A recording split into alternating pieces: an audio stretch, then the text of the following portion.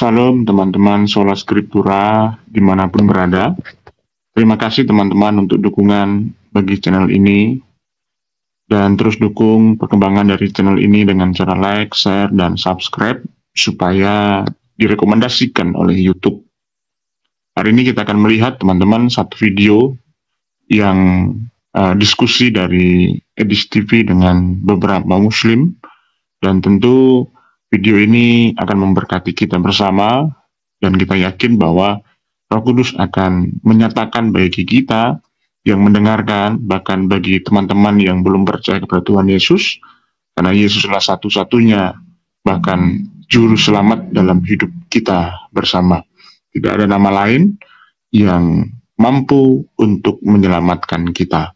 Maka hanya percaya kepada Yesus Kristus, kita akan selamat dan kita akan bersama-sama menikmati mahkota kehidupan yang Tuhan janjikan bagi kita. Selamat menikmati video ini, Tuhan memberkati. Tumben-tumbenan kamu di sini. Baru aja kaummu kejang-kejang di lab aku, maka langsung di-report gitu oleh kaummu. Mau macam mana? Memang Kristen ini kalau lihat live aku ya selalu kejang-kejang, kagak pernah mau waras gitu, gitu. Oke, Yusuf. Memang pahit yang ku sampaikan gitu. Oke, apa mau kita bahas hari ini, Yusuf? Oh, aku mau nanya, nanya tentang yang ada di liveku, ya. Apa itu? Boleh ya, Dis. Selama ini kan aku lagi bahas tentang iblis tuh, ya. Iblis, oke.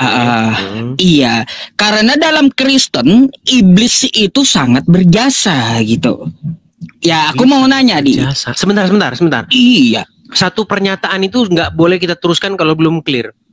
Kenapa kok bisa kamu katakan iblis sangat berjasa, Sob? Iya, ya makanya aku jelaskan. Ya, silakan. Pertama, ya iblis membisikkan ke dalam hati Yudas agar mengkhianati Yesus sehingga terjadi penyalipan. Jadi penyalipan itu bukan penebusan dosa untuk Kristen, tapi rencana iblis untuk menyesatkan kalian. Tuh, ya. Pertama jasa iblis. Saya setuju dengan itu, Sob. Kalau setuju, penyaliban itu rencana iblis, saya setuju. Iya. Baik, ya. Kau setuju itu yang kedua nih, ya. Yang kedua, di 1 Korintus 5 nomor 5, di situ orang yang berdosa harus diserahkan kepada iblis. Nah, dalam nama Tuhan Yesus harus kita serahkan kepada iblis. Iblis ini buat apa? Apakah iblis menghapus dosa? Apakah iblis menebus dosa? Lalu kenapa diserahkan kepada iblis? Apakah iblis ini montirnya orang-orang Kristen gitu? Baik. Kenapa ini Kristen mengikuti iblis semuanya? Gitu. Baik. Jadi ada statementmu yang merupakan kesimpulan maksa, ada statementmu yang benar. Begini. Oh gitu. Statementmu yang benar itu adalah bahwa penyaliban Yesus itu adalah niatan, kemauan dari si jahat atau iblis. Saya setuju dengan itu. Tetapi kalau kamu katakan bahwa iblis berjasa, itu saya tidak setuju. Saya kasih contoh begini, Sob. Umat Muslim percaya bahwa Muhammad itu syahid, betul nggak? Terus? Mati syahid, betul nggak? Terus? Oke. Menurut Anda yang membunuh Muhammad itu berjasa nggak membuat Muhammad mati syahid? Oh, sejak kapan? Tenang, pelan-pelan ya. Gini, logikamu kan begini. Bentar, aku tanya dulu, ada dalilnya? Bukan. Saya ini menggunakan Gak bakal ketemu deh. Diskusi yang bagus, gini Sub, tenang. Diskusi yang bagus biar kita nggak kekanak-kanakan. Kita kasih contoh supaya orang tuh bisa diskusi dengan baik. Setuju? Setuju? Oh, aku dengar dulu lah. Baik. Kamu mengatakan bahwa iblis merasuki Yudas supaya Yudas memberitahukan di mana tempat persembunyian. Lalu orang-orang Yahudi dan para prajurit Romawi kemudian menangkap Yesus dan menyalibkannya. Saya setuju bahwa penyaliban Yesus adalah niatan dari iblis atau orang-orang jahat. Saya setuju dengan Anda. Mantap. Iya. Tetapi kalau Anda katakan bahwa iblis berjasa di dalam kekristenan, itu saya tidak setuju. Kenapa saya tidak setuju? Saya kasih contoh di dalam agama Islam. Muhammad diyakini oleh umat muslim sebagai seorang yang syahid di jalan Allah, sebagai syuhada dia. Nah, penyebab kematian Muhammad menurut Abdul Somad, menurut literasi-literasi umat muslim, diracun oleh seorang wanita Yahudi. Pertanyaan saya, apakah wanita Yahudi yang meracun Muhammad berjasa dalam agama Islam? Baik. Sekarang aku mau tanya dalilnya. Di mana dalilnya? Ya, di mana dalilnya wanita tersebut ya dibisikkan oleh iblis? Oke, kalau begitu pertanyaan saya, balik aja kau. Tunjukkan dalilnya. Baik. Baik. Jadi kita harus mengerti dulu apa yang dimaksudkan dirasuki oleh iblis atau dibisiki iblis. Jadi dibisiki iblis atau dirasuki iblis bukan berarti iblis itu bisikin. Bukan begitu. Maksudnya dikuasai, dikendalikan oleh si jahat. Jadi dalam terminologi kekristenan maupun dalam agama Islam, orang yang melakukan kejahatan adalah orang yang melakukan kemauan si setan itu, betul? Terus? Setuju nggak sampai sini? Setuju aku. Nah, artinya perempuan yang meracun Muhammad adalah tindakannya itu adalah karena dia mengikuti kemauan setan, betul? Salah. Berarti dia melakukan kemauan siapa kalau begitu? Kehendaknya sendiri, karena manusia punya kehendak bebas. Bukankah menurut Muhammad ada setan yang mendampingi setiap manusia untuk membisikkannya melakukan kejahatan? Itu beda pembahasan. Itu masalah jin korin. Beda dengan setan yang membisikkan kejahatan, seperti Yudas dibisiki oleh iblis. Ya, kalau kau mau apple to apple, gini, aku minta dalilnya. Sejak kapan wanita Yahudi itu ada dalilnya bahwa dia dibisiki oleh iblis? Baik. Muhammad tunjukkan samaku. Baik, Muhammad berkata dalam sebuah hadis, sesungguhnya setiap manusia didampingi oleh korin. Korin itu sebenarnya artinya pendamping. Ada setan, kemudian ada malaikat, betul? Terus? Nah, setan ya, betul, ada setan itu membisikkan. Ada setan, ada malaikat. Oke, setan itu membisikkan seseorang untuk melakukan kejahatan, betul? Maryam 83 untuk gini, aku jawab dulu. Silakan. Kalau kau bertanya betul atau tidak, ya di surah Maryam 83, setan itu diutus untuk orang-orang seperti kau dan Kristen. Betul, betul. Betul, ya. Oke. Jadi setan jadi kau dibisiki setan. Baik. Jadi setan menurut agama Islam nggak apa-apa, betul. Menurut agama Islam kok. Iya, betul. Menurut agama Islam memang setan diutus untuk menyesatkan orang, untuk membuat orang itu, mengendalikan orang itu supaya dia melakukan hal-hal yang jahat, betul? Oke, terus? Artinya kesimpulannya wanita Yahudi yang seorang kafir, dia melakukan perbuatan meracun Muhammad itu karena si setan itu. Lah, itu kesimpulan kau. Dalilnya mana? Kan udah ada tadi dalilnya. Tunjukkan. Sampai kiamat ku tunggu, ya. Baik. Sampai kiamat ku tunggu. Mana dalilnya? Karena berkenaan tentang Nabi Muhammad pasti ada dalilnya. Baik. Bukankah setan diutus kepada orang-orang kafir untuk membuat mereka sesat? Betul. Bukankah setan termasuk diutus juga kepada perempuan yang meracuni Muhammad? Nah, mana dalilnya itu? Lah, kan gak ada. Kau gak bisa ngarang. Gak bisa ngarang kau sama aku, Des, ya. Gak bisa ngarang kau. Dalilnya mana? Oke lah. Kalau kamu tidak mengakui bahwa perempuan itu meracun Muhammad atas dasar karena dia mengikuti hawa nafsunya atau setan, nggak masalah. Biar kita nggak debat kusir, kita lanjutkan saja begini. Karena kamu berpikir bahwa karena penyaliban itu adalah kehendak iblis, maka iblis harus dikasih reward, harus dikasih penghargaan, maka saya akan berpikir yang sama. Saya akan berpikir yang sama. Berarti wanita Yahudi yang telah meracun Muhammad harus diberikan penghargaan karena dia telah membuat Muhammad syahid. Betul nggak? Baik, tanggapanku ya. Silakan. Berkenaan tentang masalah penyaliban dan bisikan iblis, kan aku punya dalil yang kusampaikan. Yudas dibisiki oleh iblis. Yohanes 13 nomor 2, penyaliban itu dari bisikan iblis. Betul. Dan kau sepakat. Setuju kalau kau mau ke Nabi Muhammad, ya, ke Nabi Muhammad, kata kamu, Nabi Muhammad diracuni wanita Yahudi setelah perang Khaybar. Mana dalilnya seperti Yudas tadi bahwa wanita itu dibisiki iblis? Sob, jangan balik lagi ke situ. Kita kan tadi sudah sepakat. Biar kita diskusi gini. Maksud saya begini, kita kan tadi sudah sepakat bahwa kita sepakat untuk tidak sepakat. Saya mengatakan bahwa menurut kaidah-kaidah agama Islam, orang yang berbuat jahat adalah karena dia mengikuti hawa nafsunya, karena dia mengikuti setan, korin yang ada pada dirinya.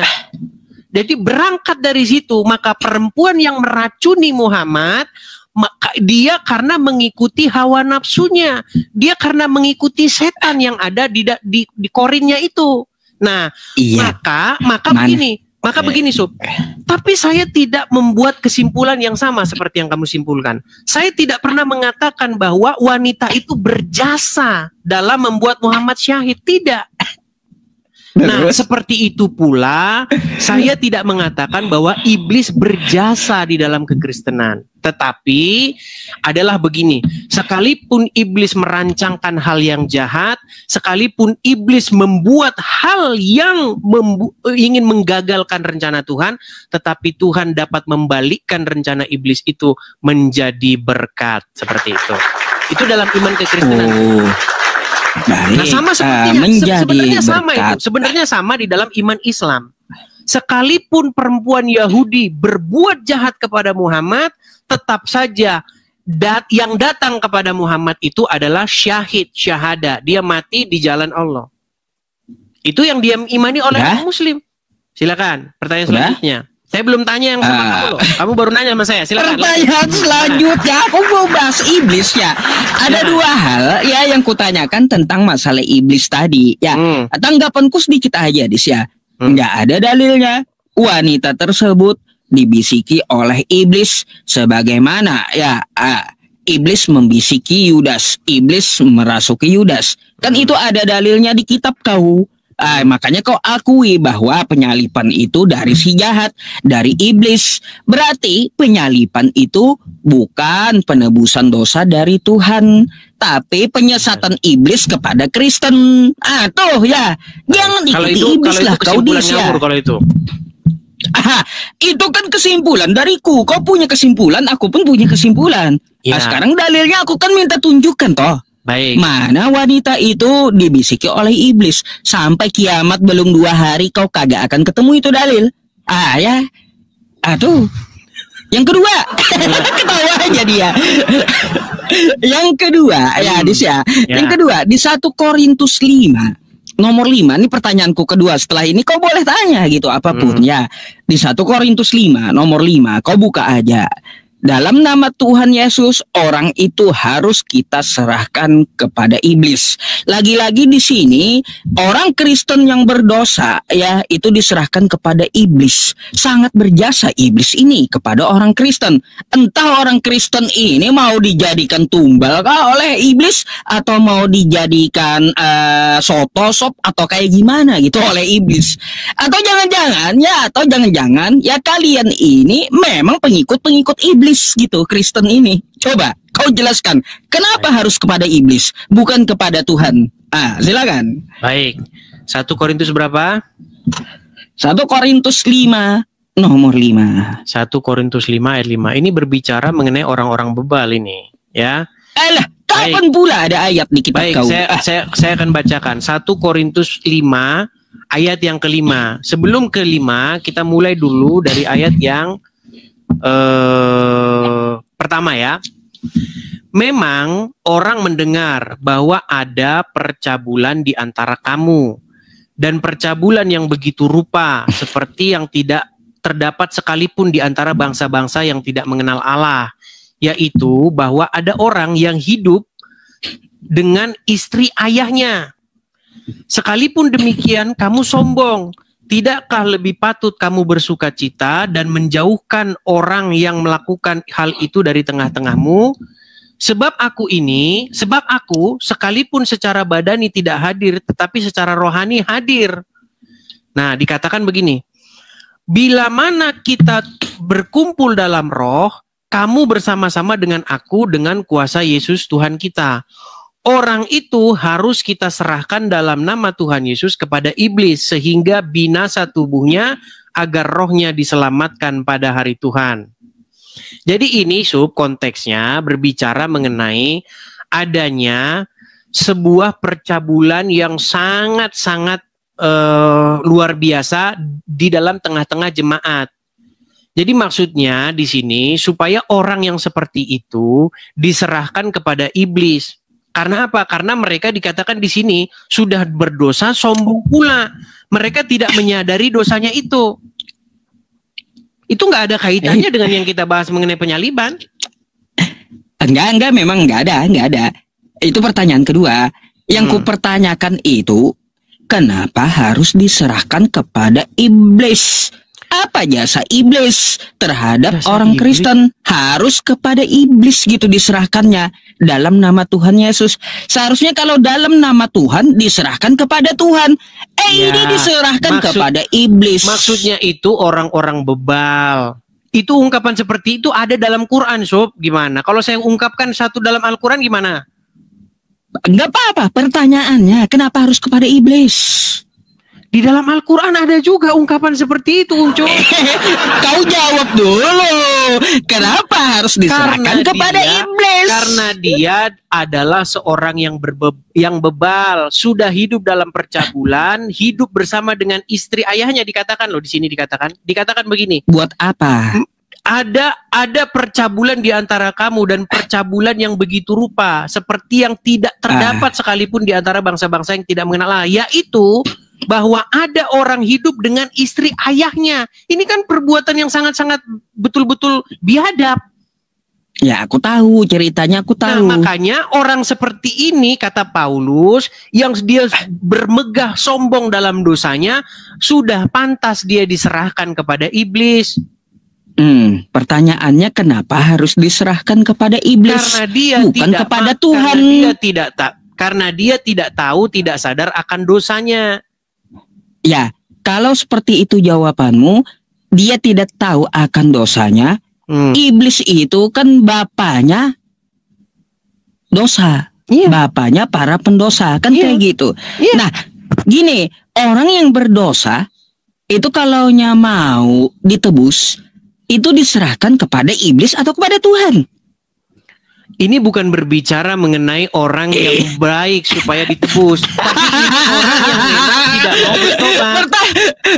Pertanyaanku, kenapa harus kepada iblis? Apakah Kristen pengikut iblis? Karena dia atau kayak gimana Kristen ini? Ini bukan orang Kristen. Ini adalah seorang yang hidup dalam percabulan. Dia hidup bersama istri bapaknya. Gimana sih? Oke, kau mengelak pula ini bukan orang Kristen yang menyebut dalam nama Tuhan Yesus. Itu dalam agama sebuah apa? jemaat, terima kasih. Dalam sebuah jemaat ada anggota jemaat yang dia itu hidup bersama dengan istri ayahnya. Dan itu dikritik keras oleh Paulus. Oh, gini, kamu gak ngerti pertanyaanku berarti. Aku tahu ceritanya, oke? Gak perlu kau ceritakan dosa dalam jemaat, ya. Nah, pertanyaanku, kenapa orang berdosa harus diserahkan kepada iblis? Apakah kalian ini pengikut iblis? Karena bentar, itu pantas bagi dia. Apakah kalian pengikut iblis? Kenapa tidak diserahkan kepada Tuhan? Kalau diserahkan kepada Tuhan, karena dia pengikut iblis. Berarti Kristen yang berdosa dalam nama Tuhan Yesus bukan diserahkan kepada Tuhan. Ada salah satu dalam nama Tuhan Yesus hidup di dalam nama Tuhan Yesus itu agama apa? Agama apa yang nyebut dalam nama Tuhan Yesus? Dalam nama Tuhan Yesus itu adalah orang-orang yang menyerahkan si orang tadi.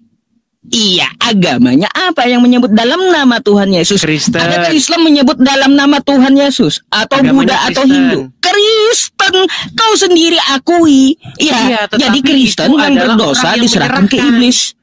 Yang mengatakan dalam nama Yesus itu orang yang menyerahkan, bukan orang yang diserahkan. Lalu apa yang kau mau bilang di situ? Dalam nama Tuhan Yesus, emangnya Yesus, Tuhan kamu, itu sekongkol dengan iblis gitu? Tidak. Lah terus buat apa ke iblis? Yang sekongkol dengan iblis itu adalah Allah. Lah, kok bantahannya kayak gitu? Itu kitab kau. Kalaunya di Al-Quran kita bahas Quran. Oke, kan kayak gitu. Sekarang kita boleh saya mengajukan pertanyaan yang sama. Kamu mengajukan 2 pertanyaan. Iya. Saya mengajukan mau lari dari pertanyaan. Nggak bisa dijawab Eds juga. Iya, masalah tidak bisa dijawab. Itu kan perspektif musuh. Kita nggak bisa memaksakan. Nanti kita debat kusir. Hindarilah debat-debat kusir yang tidak berujung. Setuju?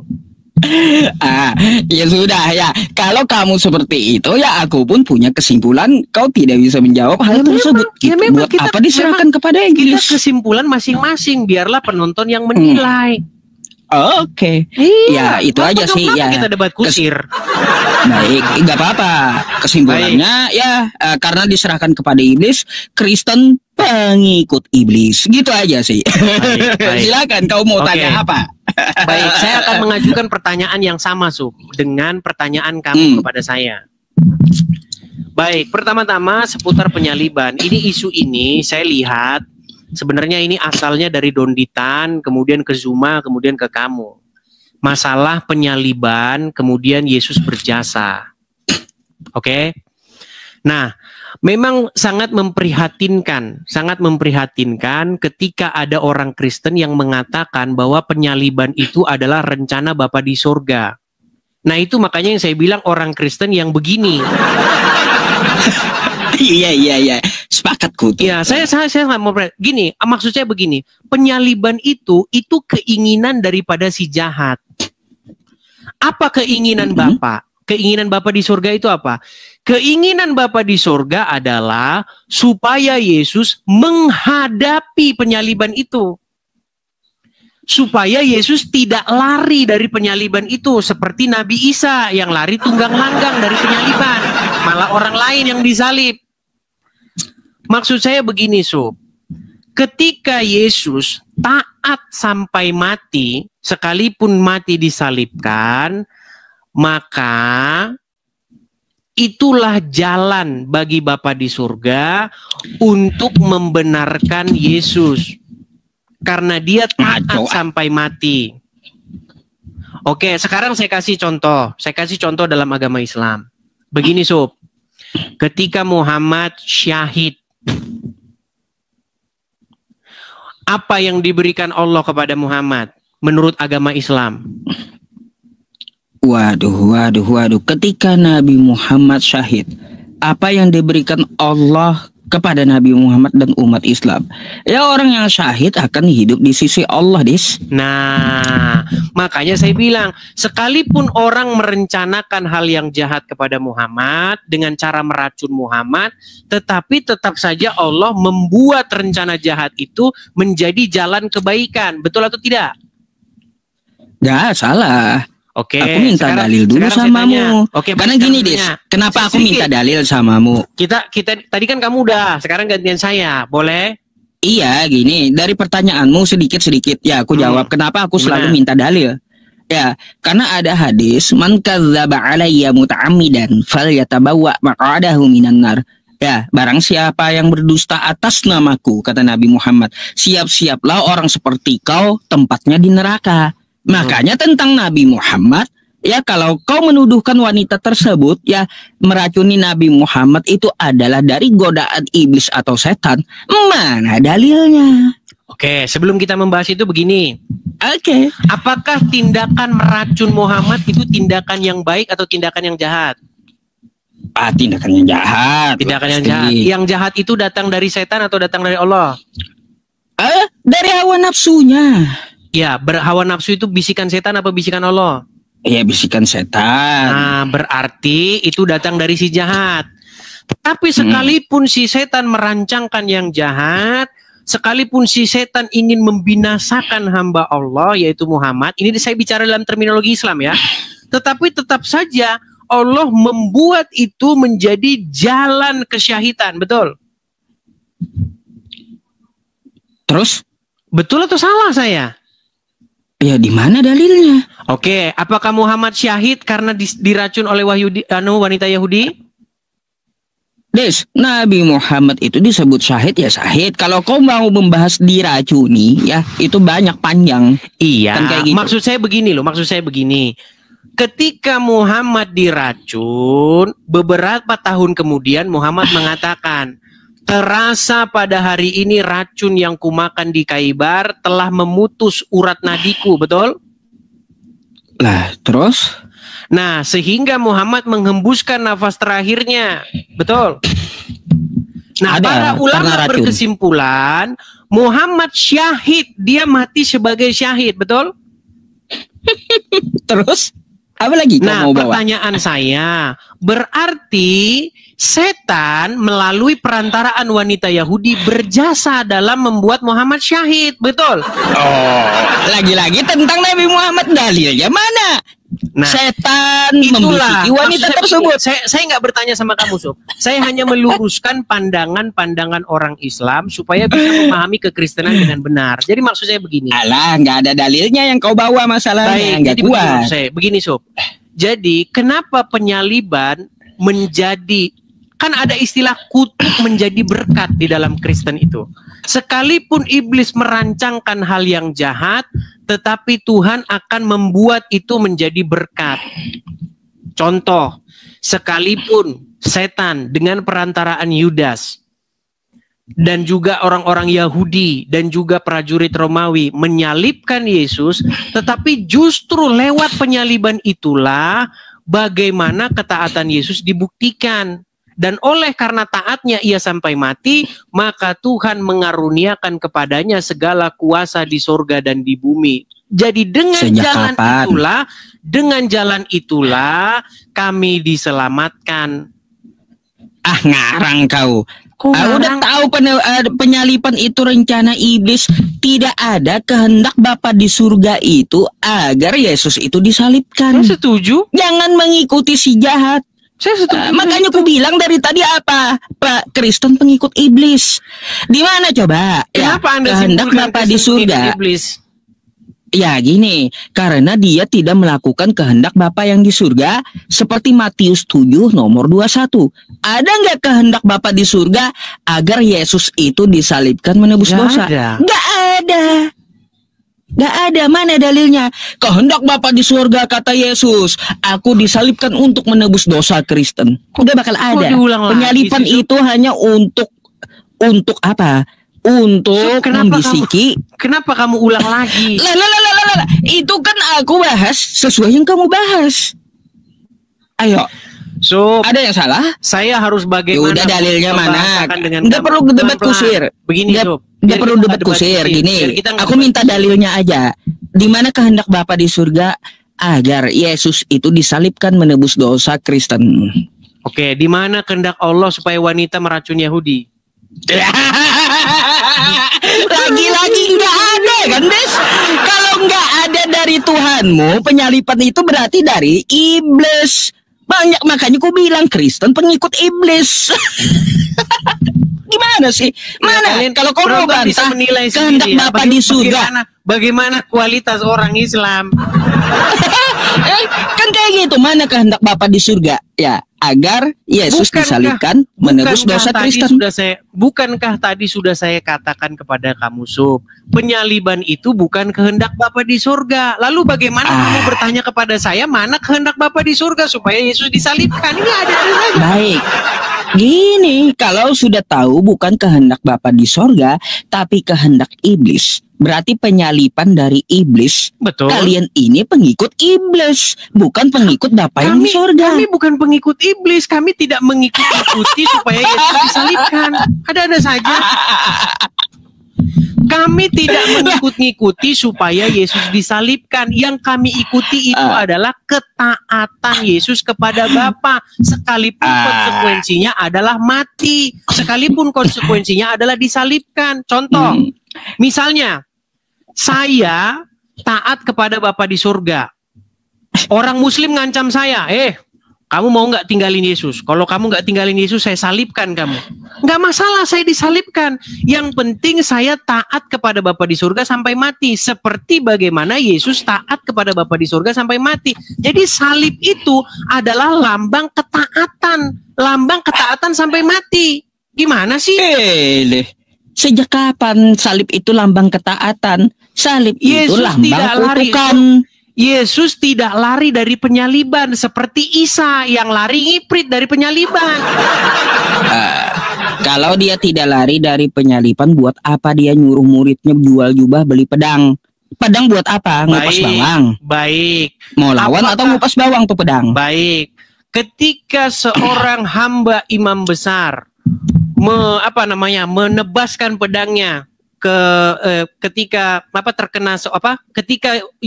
Simon Petrus menebaskan pedangnya lalu terkena seorang hamba itu yang bernama Malkus, buktinya Yesus sembuhkan, buktinya Yesus menyuruh menyarungkan pedangnya.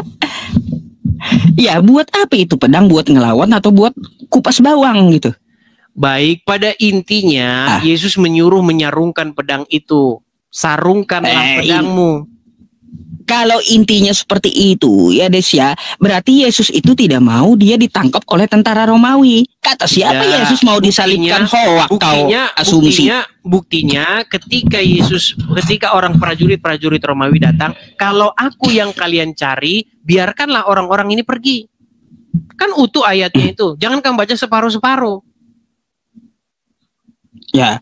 Nggak ada sih ya masalah itu sampai ke situ aku menanyakan. Aku hanya menanyakan tentang masalah iblis dan kau bawa hal yang sama.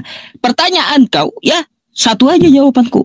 Kalau kamu berpendapat seperti itu, Nabi Muhammad diracun oleh wanita Khaybar tersebut adalah dari setan. Mana dalilnya wanita itu dibisiki setan? Kita ulang lagi, Sob. Orang-orang Islam pun itu sudah tahu itu dari setan. Kamu pun akan mendapat kritik dari mereka. Nah, sekarang begini. Nggak akan ada. Yang saya maksudkan begini. Kenapa kalian tidak bisa memahami definisi salib dengan benar? Salib itu adalah lambang sebuah penghukuman. Bahkan dikatakan lambang kutukan. Yesus sekalipun menanggung hal seperti itu, dia tidak lari. Dia tidak melarikan diri dari konsekuensi apa yang dikatakannya. Nah, ketika Yesus taat sampai mati, itu sama seperti contoh begini. Saya dibawa ke sebuah pengadilan oleh orang-orang Muslim.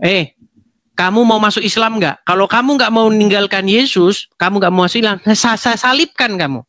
Nah, ketika saya tidak memilih mengikut Islam, ketika saya lebih memilih taat sampai mati bahkan disalib, di situ saya diuji ketaatan saya itu terbukti benar. Nah, ketika ketaatan saya terbukti benar, maka salib yang merupakan lambang penghukuman, salib yang merupakan lambang hukuman mati, dirubah menjadi berkat. Nah, sama seperti dalam agama Islam, Sob. Di dalam agama Islam itu juga ada. Muhammad yang diracun oleh orang Yahudi, dimatikan oleh orang Yahudi, tetapi justru melalui kematian itu Muhammad mendapatkan kesyahidannya. Betul atau tidak? Kalau tentang Nabi Muhammad sekali lagi, udah berapa kali aku bilang kalaunya kamu berpendapat seperti itu, mana dalilnya wanita yang meracuni itu dibisiki oleh setan atau iblis? Itu sudah selesai yang tadi. Yang saya tanyakan, betulkah Muhammad syahid karena dia mati karena diracun? Bolak-balik kau, dalilnya mana? tentang Nabi Muhammad itu pasti perlu dalil, Dis. Kau Baik, biasa bawa saya akan hadis. tampilkan. Sekarang kau nggak berani bawa hadis samaku. Baik, saya akan gimana? tampilkan. Di mana Saya dalilnya akan wanita itu dibisiki iblis? Bukan, kita bukan bahas masalah iblisnya. Kita membahas mengenai benarkah Muhammad syahid karena diracun, betul? Ya itu betul. Nabi Muhammad itu saya nggak perlu syahid. bawa dalilnya. Berarti Bentar, itu ada dua juga pendapatnya. silakan, gimana? Pendapat pertama, Nabi, ada ulama berpendapat ya racun dari Khaybar efeknya itu ketika beliau wafat, tapi wafatnya beliau bukan karena racun, tapi sebelum Nabi Muhammad itu ya wafat, beliau udah sakit lama. Jadi wafatnya karena penyakit bukan karena racun. Yang kedua, pendapat dari ilmu kedokteran, racun itu paling lama efeknya 1 minggu. Kagak ada racun itu efeknya sampai 4 tahun. Itu menurut ilmu kedokteran. Memang ya aku akui Nabi Muhammad itu ada mengeluh. Sebelum beliau wafat, racun di Khaybar terasa kan kayak gitu. Terasa efeknya sampai beliau mau wafat. Tapi bukan berarti Nabi Muhammad itu ya beliau meninggal karena racun. Tapi memang sudah umurnya, berdasarkan ketetapan Allah, semua manusia pasti akan mati. Kullu nafsil dha'iqatul maut. Gitu. Sudah? Bukan karena racun, memang karena umurnya udah habis. Sudah? Dah? Baik. Jadi begini maksud saya, Sub. Penyebab orang mati karena apa? Itu adalah keterangan dari orang tersebut. Saya heran kenapa malah ulama yang menyimpulkan sebab kematian Muhammad. Dengarkan. Muhammad sendiri mengatakan dia itu karena racun. Perhatikan ya. Nabi Muhammad pun mereka bunuh. Diundang. Saya Sakit Rasulullah SAW semakin parah. Lalu kemudian kata Nabi kepada Aisyah. Apa kata dia?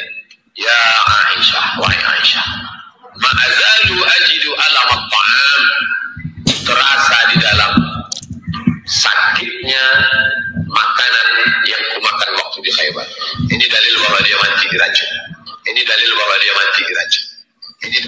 Jadi Abdul Somad pun sudah mengakui bahwa karena pengakuan Muhammad sendiri kepada Aisyah, wahai Aisyah, sekarang sudah tiba ajalku.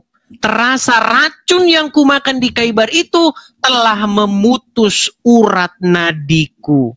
Jadi menurut Muhammad dia meninggal karena diracun oleh perempuan Yahudi di Khaybar. Kok malah ulama yang mengatakan karena usia?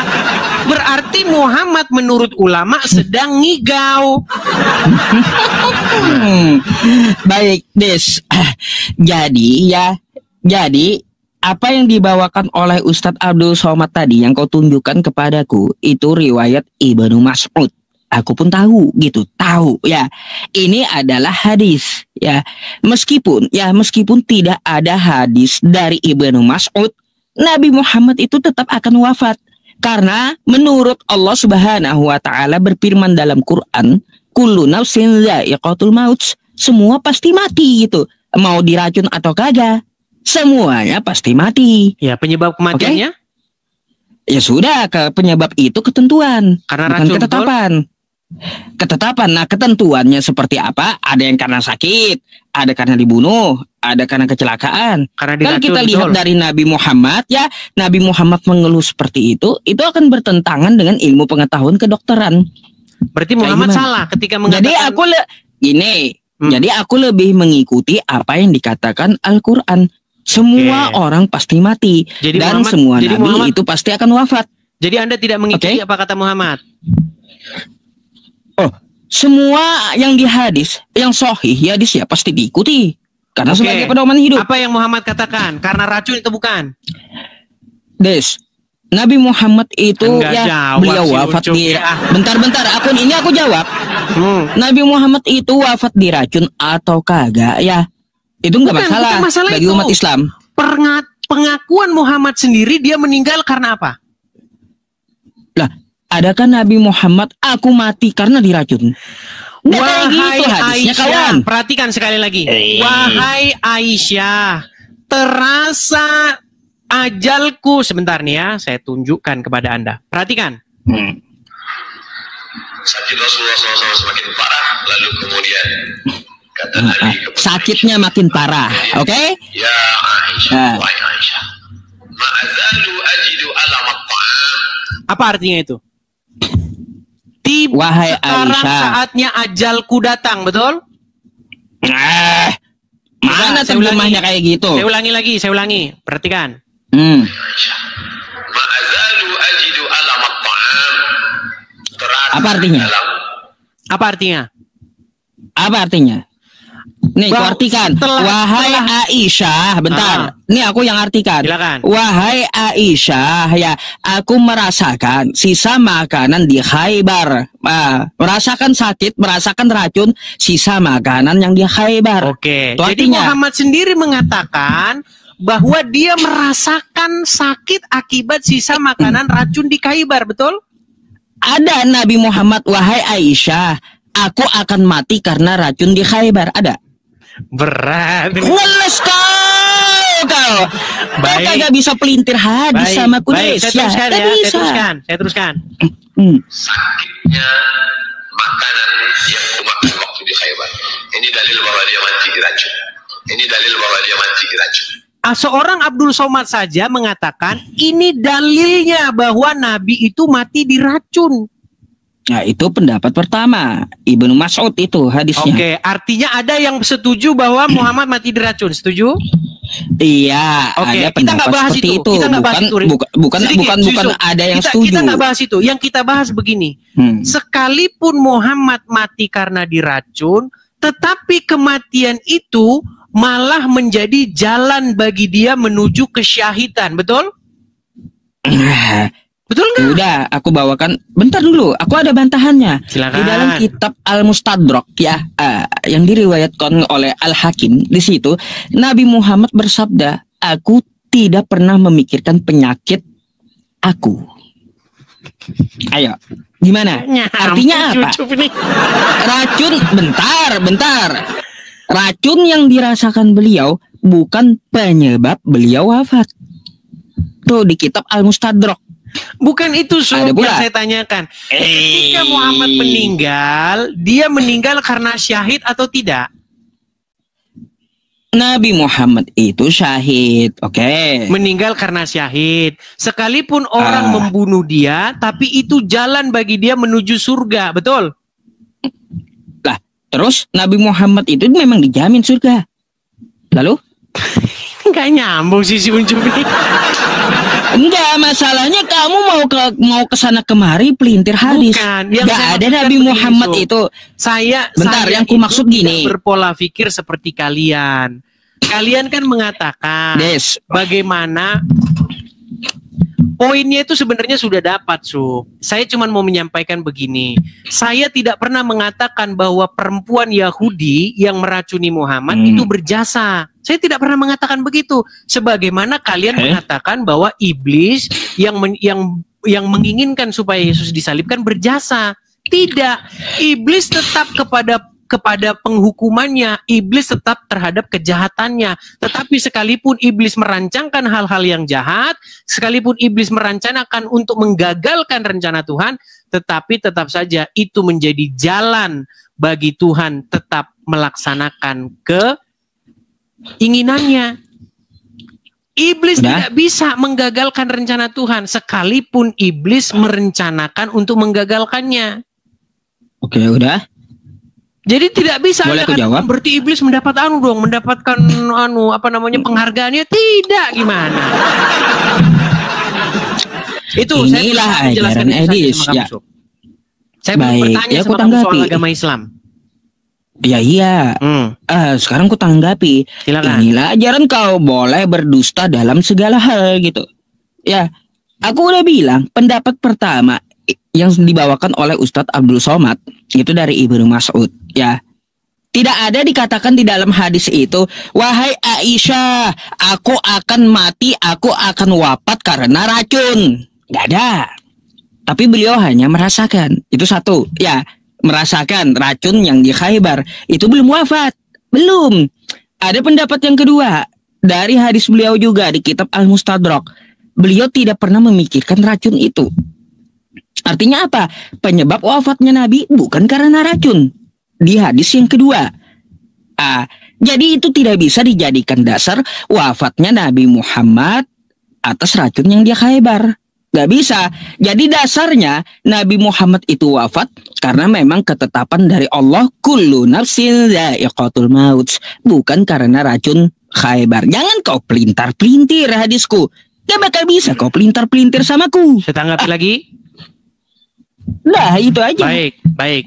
Kalau saya hanya mengutip pendapat-pendapat ulama-ulama besar yang diakui di Indonesia ya, Abdul Somad, Khalid Basalamah, Firanda dan lain-lain. Apakah semuanya sepakat? Perhatikan, Sob, perhatikan. Ternyata wanita Yahudi ditaruh racun di kambing tersebut. Sehingga Nabi pun makan kambing tersebut. Kemudian tiba-tiba kambing itu berbicara, ini masmu, sungguhnya aku beracun. Akhirnya Nabi mengatakan para sahabat itu berhenti. Sungguhnya ada racunnya, tapi sebagian sahabat akhirnya meninggal dunia. Dan Nabi juga sempat mengunyah racun tersebut. Itulah racun yang akhirnya masuk ke tubuh Nabi, dan itu sebabnya Nabi SAW sakit. Tatkala Nabi akan meninggal dunia, Nabi berkata, "Fahadha awanu wajadtu qita'a abhari min dzalika sum." Saatnya wahai Aisyah, tiba saatnya aku merasakan urat nadiku terputus gara-gara racun tersebut. Racun sangat kuat. Sampai sahabat meninggal, langsung meninggal. Nabi tidak. Karena tugas Nabi belum selesai. Kata para ulama, di antaranya Ibnu Abbas, ya kenapa Nabi SAW meninggal gara-gara racun? Karena Allah ingin menganugerahkan kepada Nabi mati syahid.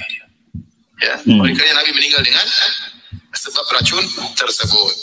Tuh, jelas. Jelas. Jadi menurut kesimpulan para ulama, Allah ingin supaya dengan jalan racun itu Muhammad masuk kepada syahidnya. Saya bisa memahami itu kok. Bisa saya pahami itu. Des, aku tampilkan ayat Quran boleh? Silakan. Ya, Quran nih ya, kamu buka nanti. Quran surah Al-Maidah ayat 67 nih, ya. Tentang Nabi Muhammad ya. Aku tunjukkan sama kau. Silakan. Nih. Tentang Nabi Muhammad di dalam Quran, nih. Ya. Apa kata Allah? Wallahu ya'simuka minan nas. Allah akan melindungi Nabi Muhammad dari gangguan manusia. Artinya apa? Ya, hadis tentang Nabi diracun akan bertentangan dengan apa? Dengan ayat Quran. Nih ya, Allah memelihara kamu dari gangguan manusia. Ya, tentang Nabi Muhammad nih ya, hai Rasul. Artinya apa? Ya, yang bertentangan dengan Al-Quran, maka ya hadis tersebut tertolak. Gitu, Dis. Biar kamu tahu. Baik. Bentar, aku balik kamera dulu. Ya, karena apa? Pedoman umat Islam nomor 1 adalah Al-Quran. Jadi nggak bisa dijadikan dasar Nabi Muhammad itu wafat karena racun, karena dia dilindungi Allah Subhanahu wa Ta'ala dari gangguan manusia. Gitu. Baik. Saya tanggapi ya. Saya tanggapi dua pertanyaannya ya. Saya tanggapi dalam dua sisi. Pertama, kalau Anda sendiri mengatakan bahwa hadis itu bertentangan dengan Al-Quran, maka hadis itu harus ditolak. Berarti kesimpulannya betul yang saya bilang, Sob. Selama ini saya gaung-gaungkan itu, Sob, kepada seluruh umat muslim. Jikalau orang muslim sungguh-sungguh mau membaca hadis, mau mempelajari hadis, maka tidak dalam waktu lama lagi seorang muslim akan membuang hadis itu ke tong sampah. Kenapa seorang muslim wajib membuang hadis ke tong sampah? Karena Yusuf PI sendiri mengatakan hadis itu bertentangan dengan Al-Quran. Itu yang pertama. Kemudian yang kedua, itu jika hadis itu tidak benar ya. Kalau hadis itu tidak benar, salah. Kalau hadis itu benar, makin salah. Bayangin, posisi umat muslim tuh kejepit, maju kena, mundur kena. Persis seperti judul Warkop DKI. Perhatikan. Di dalam Quran, surat Al-Haqqah, ayat yang keempat. Saya balikan dulu kamera saya, Sob, biar enak kita bacanya. Perhatikan. Andainya dia, maksudnya Muhammad, mengadakan sebagian perkataan atas nama kami, niscaya benar-benar kami pegang dia pada tangan kanannya. Kemudian benar-benar kami potong tali jantungnya. Nah, ini membuktikan bahwa Muhammad telah mengada-ngadakan perkataan atas nama Tuhan. Makanya dia kena karma ini. Saya tunjukkan dalilnya bahwa dia telah mengada-adakan perkataan yang tidak dikatakan oleh Tuhan. Saya tunjukkan dalil-dalilnya. Kalau saya ngomong artinya berdasarkan dalil. Baik. Di dalam Quran dikatakan begini. Bahwasanya Allah tidak akan Muhammad tidak akan mengatakan sesuatu kecuali berdasarkan wahyu. Ada dalilnya dalam Al-Quran. Dikatakan wa ma yantiqu 'anil hawa in huwa illa wahyu yuha. Tidaklah yang dikatakannya itu berdasarkan hawa nafsunya, melainkan berdasarkan yang diwahyukan kepadanya. Tetapi ternyata Muhammad mengatakan berdasarkan hawa nafsunya. Di mana kejadian itu? Kejadian itu terjadi berulang-ulang dan terus-menerus. Pertama, suatu waktu Nabi Muhammad SAW, kayak ustadz saya sekarang ya, lewat di suatu kebun kurma di Madinah. Pada waktu itu Muhammad melihat orang-orang sedang mengawinkan pohon kurma. Maksudnya menyerbuk benang sari dan putik. Dikawinkan benang sari dan putik. Lalu Muhammad melihat hal itu dan berkata, apa yang diperbuat oleh orang-orang ini adalah satu perbuatan yang sia-sia. Seandainya mereka membiarkan kurma itu begitu saja, maka kurma itu akan baik-baik saja. Lalu karena Nabi yang ngomong, karena Rasulullah yang ngomong, kalau ngomong tidak berdasarkan hawa nafsunya, berdasarkan wahyu, maka para petani kurma mengikutinya. Diikuti, ditaati. Singkat cerita, beberapa lama kemudian datanglah lagi Rasulullah ke sana. Dilihat, wahai para petani, ada apa dengan pohon kurma kalian ini? Lalu para petani berkata, wahai Rasulullah, bukankah engkau berkata begini dan begitu? Yang kami lakukan itu perbuatan sia-sia. Lalu Muhammad dalam tanda kutip ngeles dengan kata-kata, itu adalah pendapat pribadi. Nah ini salah satu dasarnya. Karena Muhammad mengatakan sesuatu bukan berdasarkan apa yang diwahyukan, tapi dia mengatakan apa yang berdasarkan hawa nafsunya. Makanya hadis tadi mengenai dia dikatakan sesungguhnya racun yang kumakan di Khaybar telah memotong urat nadiku, tepat yang dikatakan oleh Al-Quran telah kena kepada Muhammad. Silakan. Baik. Ya sekali lagi ya aku harus katakan samamu Disya, inilah ajaranmu. Boleh berdusta dalam segala hal. Kutanggapi dulu ya ayat Al-Quran yang kau bawa. Quran surah Al-Haqqah ayat 44. Andai ini Nabi Muhammad itu ya menyeleweng tentang wahyu yang disampaikan, pada saat itu juga Nabi Muhammad akan mati. Contoh ketika dia terima wahyu pertama, dia sampaikan nyeleweng atau tidak? Tidak, ya. Andai dia menyeleweng menyampaikan wahyu yang pertama, pada saat itu juga akan mati. Bukan berarti dia mati karena racun. Itu yang pertama, ya.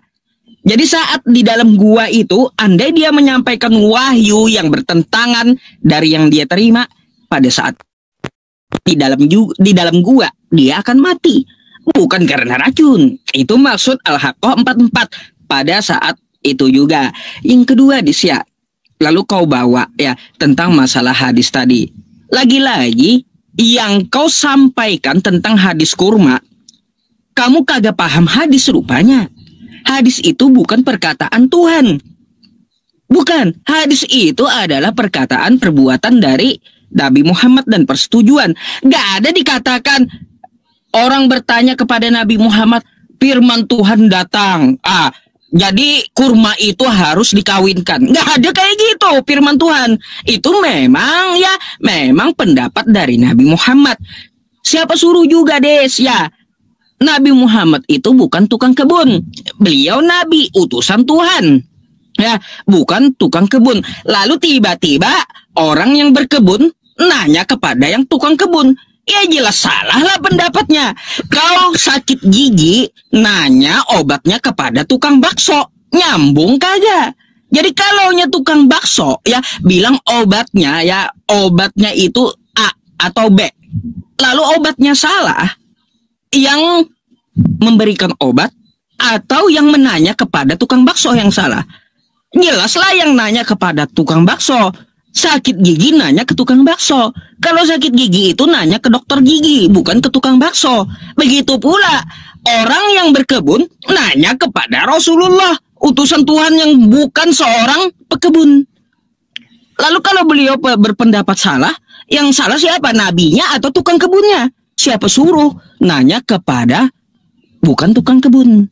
Itu mikir gitu. Ya, dah itu aja jawabanku. Gampang kali ku jawab. Itu anak SD juga bisa jawab. Saya jawab? Gitu. Saya jawab? Baik, saya jawab ya. Ini memang nih. Baik. Ayo, mana? Ayo, inilah yang saya bilang teman-teman. Maka memang sesungguhnya umat Muslim itu sudah diprank oleh Nabi Muhammad. Sob. Kenapa sih katakan diprank? Begini. Jelas-jelas Muhammad itu bukan seorang tukang kebun. Dia tidak ngerti masalah perkebunan. Lalu kenapa dia membuka mulutnya untuk mengatakan sesuatu yang tidak dia ketahui? Makanya saya katakan Muhammad didapati berkali-kali melanggar Al-Quran. Apa dikatakan di dalam Al-Quran? Dikatakan, janganlah kamu mengatakan sesuatu yang kamu tidak memiliki pengetahuan tentangnya. Sebab apa yang keluar dari mulutmu akan dimintakan pertanggungjawabannya. Betul? Nah, lalu bagaimana mungkin Muhammad mengatakan sesuatu yang dia tidak memiliki pengetahuan tentangnya? Tidak pernah ada dalam riwayat tersebut, Sob. Tidak pernah ada dalam riwayat tersebut petani kurma nanya. Nggak pernah. Bahkan Muhammad sendiri setelah sampai di kebun itu, dia bilang, apa yang diperbuat oleh para petani ini? Dijelaskan, mereka sedang mengawinkan benang sari dan putik. Lalu Muhammad berkata, perbuatan itu adalah perbuatan yang sia-sia. Jikalau pohon kurma itu dibiarkan saja begitu, pohon kurma itu akan baik-baik saja tetap berbuah. Ternyata setelah saran Muhammad diikuti, malah petani kurma bangkrut.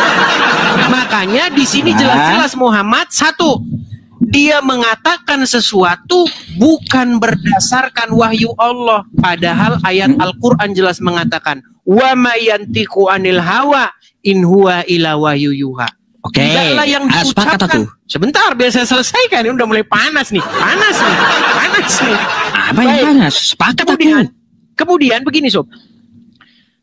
Kita dapati lagi Muhammad berkali-kali mengatakan sesuatu berdasarkan hawa nafsunya. Pertama, di dalam surat At-Tahrim ayat yang pertama, Muhammad disebutkan mengharamkan apa yang halal. Dia bersumpah loh. Dia bersumpah, ada dua tafsiran. Pertama mengenai madu. Di dalam riwayat dikatakan Muhammad tuh makan madu. Minum madu di rumahnya Zainab.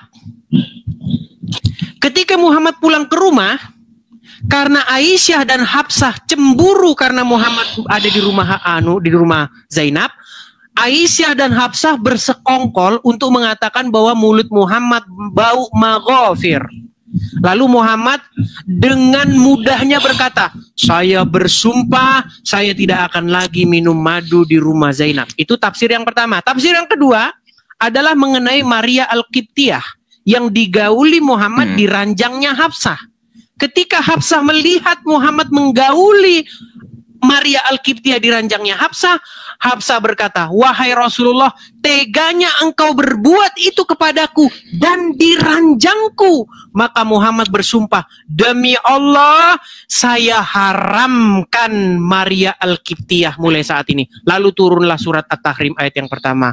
Wahai Nabi, mengapa engkau haramkan sesuatu yang dihalalkan bagimu?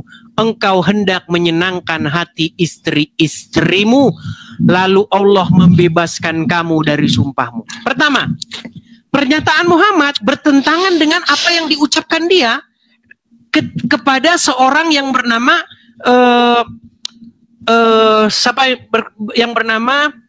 ketika seseorang itu menulis segala sesuatu yang ditulis oleh Muhammad. Ada seseorang yang selalu menulis ucapan Muhammad, ditulis. Lalu orang Quraisy mengkritik dia. Dikatakan begini, wahai Fulan, mengapa engkau menulis segala sesuatu yang dikatakan Muhammad? Bukankah dia itu adalah seorang manusia biasa yang terkadang berkata dalam keadaan senang, terkadang berkata dalam keadaan marah? Lalu Muhammad menunjuk mulutnya dengan berkata, demi Allah, demi zat yang berada demi zat yang jiwaku berada dalam genggaman tangannya, tidak keluar darinya kecuali kebenaran. Muhammad berkata, tidak keluar dari mulut Muhammad kecuali kebenaran. Ternyata Allah menegur Muhammad atas apa yang keluar dari mulutnya. Petani kurma gagal panen akibat apa yang keluar dari mulutnya. Nah, inilah dasarnya tadi bahwa Muhammad memang wajar dia meninggal karena diracun, karena dia mengada-ngadakan yang tidak diwahyukan oleh Tuhan. Silakan. Oke, ya yang pertama ya sudah kujelaskan tentang Nabi Muhammad diracun. Al-Haqqah itu ketika Nabi Muhammad menyampaikan firman Tuhan tapi beda dengan yang diterima. Tidak ada hubungannya dengan beliau wafat diracun. Ya, jangan berdusta. Ya, seperti ajaran kau. Ya, berdusta dalam segala hal. 1 Korintus 15:15. Sampai Tuhanmu aja, Tuhan Kristen mau didustai gitu. Ya, beda Dis ya. Jadi begini Dis, tentang masalah Nabi Muhammad berpendapat. Ada gitu disuruh untuk mengikuti pendapat orang yang gak ahli. Gak ada. Makanya kata Al-Quran, fas'alu ahla dzikri in kuntum la ta'lamun. Nanya kepada yang ahli di bidangnya. Kalau yang bukan ahli di bidangnya berpendapat, maka kau ikuti pendapat itu. Bisa saja pendapat itu salah. Contoh ya, kau bukan bidangnya ahli dalam agama Islam. Jadi mengikuti semua omongan kau, pendapat kau, maka akan sesat sendiri gitu. Jadi orang buta mau menuntun orang buta. Pantas Kristen yang ikut Anda, ikut kamu di semuanya. Kamu terjun ke jurang, Kristen lainnya juga terjun ke jurang. Kamu ke neraka, semua Kristen masuk neraka. Jadi kayak gitu. Siapa suruh kan mengikuti pendapat kamu yang bukan ahli dalam agama Islam? Kalau aku ya gak akan mengikuti kamu. Ya pasti aku mengikuti Al-Quran dan hadisku. Nggak akan pernah aku ikuti perkataan kamu yang tidak tahu menahu sama agama Islam. Jadi kalau pendapatmu nih ya dicoba oleh Kristen lainnya, waduh ternyata pendapatmu salah. Yang salah kamu atau Kristen yang mengikuti pendapatmu? Ya jelas para penontonmu yang salah karena mengikuti ucapanmu yang bukan yang ahli di bidangnya. Bukan, ya. Jadi seperti itu pula hadis tentang masalah kurma. Nabi Muhammad hanya berpendapat, nggak ada juga disuruh untuk mengikuti pendapat tersebut. Kalau pendapatnya salah, hal wajar. Nabi Muhammad berpendapat yang bukan bidangnya. Ya, bukan berarti itu berkaitan tentang firman Tuhan. Ya, biarkan kurma itu. Nggak ada. Gak ada hubungannya dengan firman Tuhan, gak ada hubungannya ya dengan kalamullah di situ, dengan Al-Quran. Tapi itu adalah pendapat pribadi beliau. Beliau bukan tukang kebun. Kalau berpendapat bisa salah, hal wajar gitu. Sama seperti kamu, bukan ahli umat Islam, ya bukan ahli agama Islam. Kalau pendapatmu, ya jelas salah gitu. Gak ada benernya memang pendapatmu gitu loh Dis ya. Terus tentang masalah At-Tahrim, ya pendapat tafsirnya yang kata kamu tadi Nabi Muhammad tidak sesuai penyampaian firman-Nya, lalu kamu ada bawa 2 tafsir. Aku udah tahu juga 2 tafsir itu. tafsir yang kedua ya, Nabi Muhammad itu menggauli istrinya kan kayak gitu dari budak Maria Kiptiah itu. Kan kayak gitu. Ya di Ranjang Hafsah dengan cerita yang berkecamuk lah di situ. Jadi dis ya menggauli istri atau ya mempunyai budak itu ketetapan dari Allah. Ngapain Nabi Muhammad mau mengharamkan menggauli istri? Ayo coba. Jadi Allah ya menyuruh menggauli istrimu ya, tapi beliau haramkan untuk diri beliau menggauli istrinya agar istri yang lainnya senang. Jadi udah bertentangan dengan apa yang ditetapkan Allah. Makanya Nabi Muhammad ditegur, Muhammad, kamu mau mengharamkan apa yang telah aku halalkan, mau merubah hukum gitu. Jelaslah ditegur agar Nabi Muhammad tidak salah langkah. Gitu maksudnya, dis. Kau bukan ahli Islam, makanya salah terus pendapat kau gitu dari tadi. Makanya aku dari tadi ketawa, dis ya ketawa. Nabi Muhammad di situ bukan menggauli anaknya. Ya, seperti di kitab kau anak menggauli bapaknya boleh gitu. Ya. Coba ya di kitab kau anak menggauli bapaknya boleh. Jangan-jangan juga dipraktekkan oleh umat Kristen zaman sekarang. Anak perempuan menggauli bapaknya yang Kristen. Kan kayak gitu. Karena tertulis di kitab kau, anak menggauli bapaknya boleh. Kalau di Islam kagak boleh. Nabi Muhammad itu tidak menggauli anaknya. Kagak. Ya, beliau menggauli istrinya, sah gitu, halal. Lalu beliau haramkan dirinya untuk menggauli istrinya agar istri yang lain senang. Jelaslah ditegur, udah dihalalkan, kenapa dia bisa merubah gitu untuk mengharamkan? Kan kayak gitu. Beda dis ya, seperti di kitab kau udah kubilang ya. Kalau di kitab kau tuh boleh tuh ya anak menggauli bapaknya. Kayak gitu dis. Tuh jawaban dariku. Sekarang boleh aku nanya? Atau kau mau tanggapan dulu? Saya respon dulu lah, respon balik lah. Ya udah, baik. Kau mau nanya? Saya respon. Baik. Jadi pernyataan-pernyataan Yusuf ini mengkonfirmasi bahwa apa yang saya katakan itu benar. Tetapi Yusuf melakukan beberapa pelintiran di sini. Makanya orang-orang yang tidak puas, saya tahu banyak gelombang muslim yang nggak puas nih. Wah, jawaban Ustadz kita Yusuf kayak begini. Nggak memuaskan. Makanya muslim kalau kalian tidak puas dengan Yusuf, jangan lupa follow akun ini biar kalian nanti bisa besok naik ke sini menggantikan Ucup. Tenang. Ini waktu saya bicara. 33.000 kok mau pansos pasti. Tenang. Umat muslim yang tidak puas dengan jawaban Yusuf, umat muslim yang tahu Yusuf di sini kalang kabut, jangan lupa follow akun Edis TV yang asli biar dari tadi ku ketawa. Ya, sebentar. Nggak ada kalang kabut. Saya tanggapi. Dari tadi aku ketawa dengan kamu. Tenang. Kita diskusi yang baik. Kita ajari orang-orang supaya diskusi dengan baik, debat dengan baik, tanpa hujat, tanpa maki. Baik. Pertama, yang kita bahas ini adalah mengenai kalau Muhammad itu dipotong tali pembuluh darahnya dipotong karena dia mengatakan sesuatu yang tidak diwahyukan oleh Allah. Kan jelas di dalam surat Al-Haqqah, jika dia, maksudnya Muhammad, mengada-adakan suatu perkataan yang tidak kami wahyukan kepadanya, maka akan kami potong tali urat ininya. Saya balikan kamera saya biar saya bacakan. Dengarkan ya Sob ya. Ini biar kita nggak lari dari sini, dari tema ini. Perhatikan. Lihat ya. Kita buka surat Al-Haqqah ayat yang ke-46. Apa dikatakan di sini? Kemudian kami akan benar-benar memotong urat nadinya. Kemudian yang lebih mengerikan lagi adalah pasti kami potong pembuluh darahnya, pembuluh jantungnya, sehingga dia tidak akan hidup. Ternyata ini menimpa Muhammad karena Muhammad mengatakan sesuatu yang tidak diwahyukan.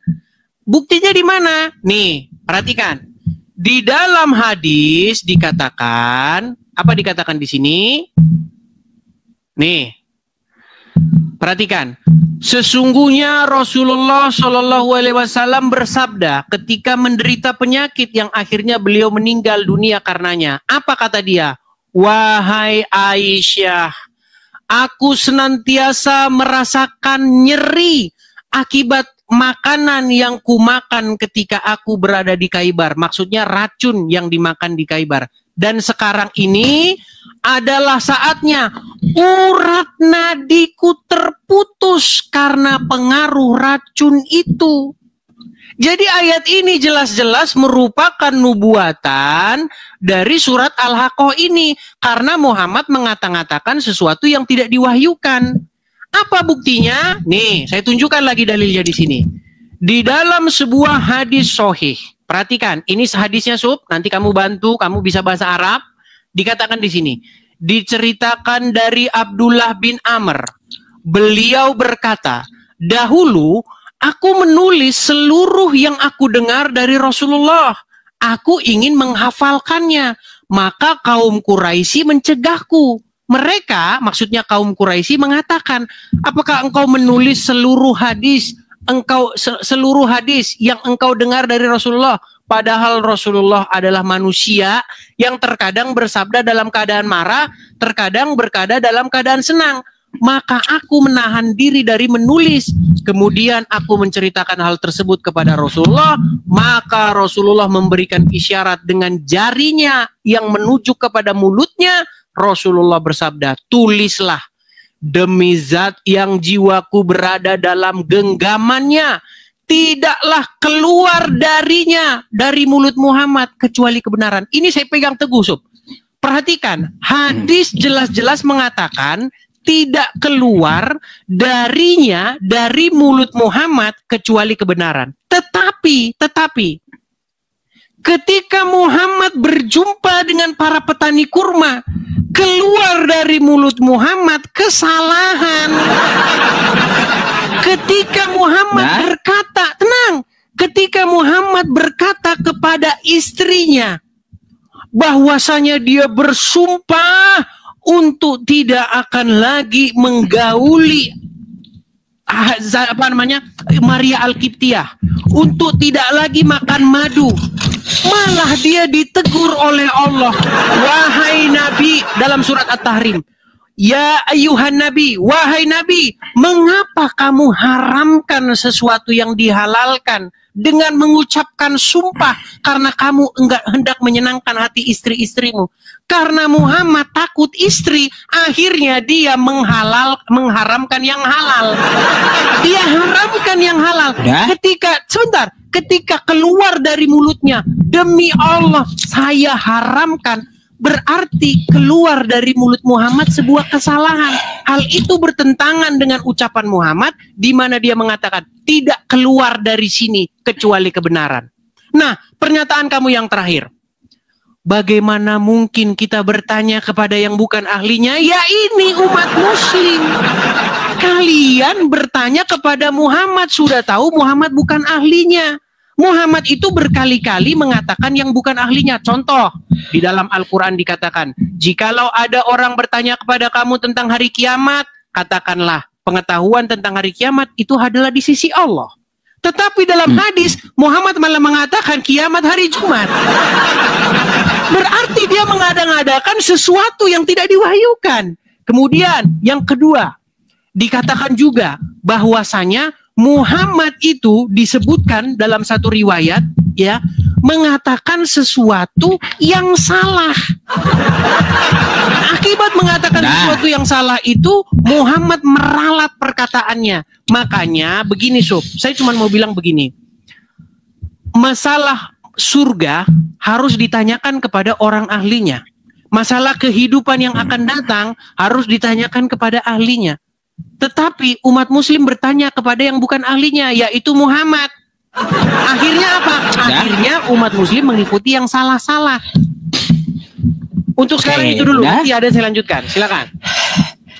Baik, jangan panik ya, Adisya.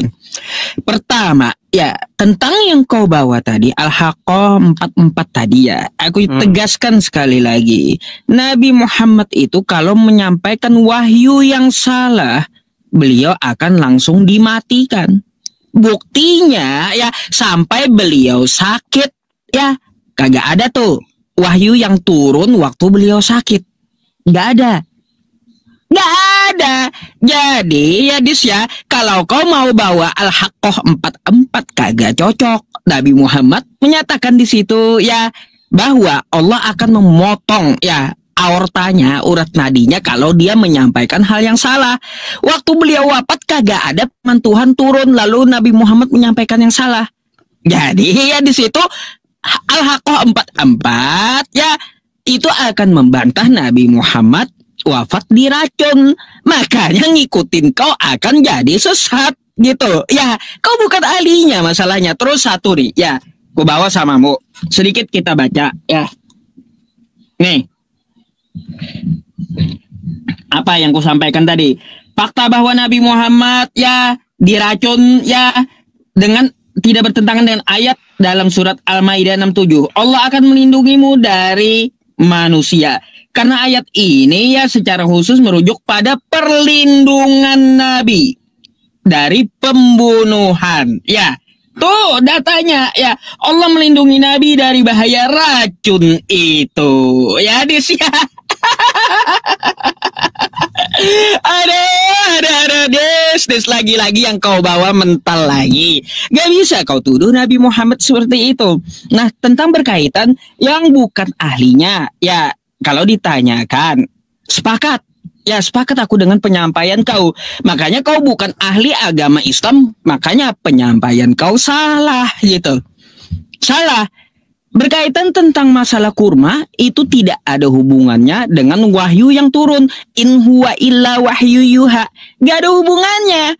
Kurma itu masalah pertanian, bukan masalah wahyu. Kau kagak nyambung ya di situ ya. Aduh, lagi-lagi kocak ku lihat kau Dis ya. Terus masalah bila kau tetap menuduh Nabi Muhammad ya, beliau waktu di Khaybar diracuni, tapi waktu diracuni di Khaybar oleh wanita Yahudi itu, apakah Nabi Muhammad wafat saat diracuni? Jawabannya tidak. Ya, coba kau buka kitab kau. Ya, di Markus 16, 17 sampai 18. Ya, Markus 16, 17 sampai 18. Ya, di situ tanda orang beriman ya, kalau dia diracuni kagak mati. Terbukti Nabi Muhammad itu orang beriman. Waktu diracuni oleh wanita Khaybar, Nabi Muhammad nggak mati. Gitu Des. Kitab kau mengatakan Nabi Muhammad itu orang beriman. Kayak gitu. Nabi Muhammad diracuni nggak mati. Terus berkaitan lagi ya. Aku langsung ringkas saja menanggapi kau itu. Gampang gitu ya. Kamu coba lihat pernyataan kamu. Katanya Al-Quran dengan Nabi Muhammad itu bertentangan.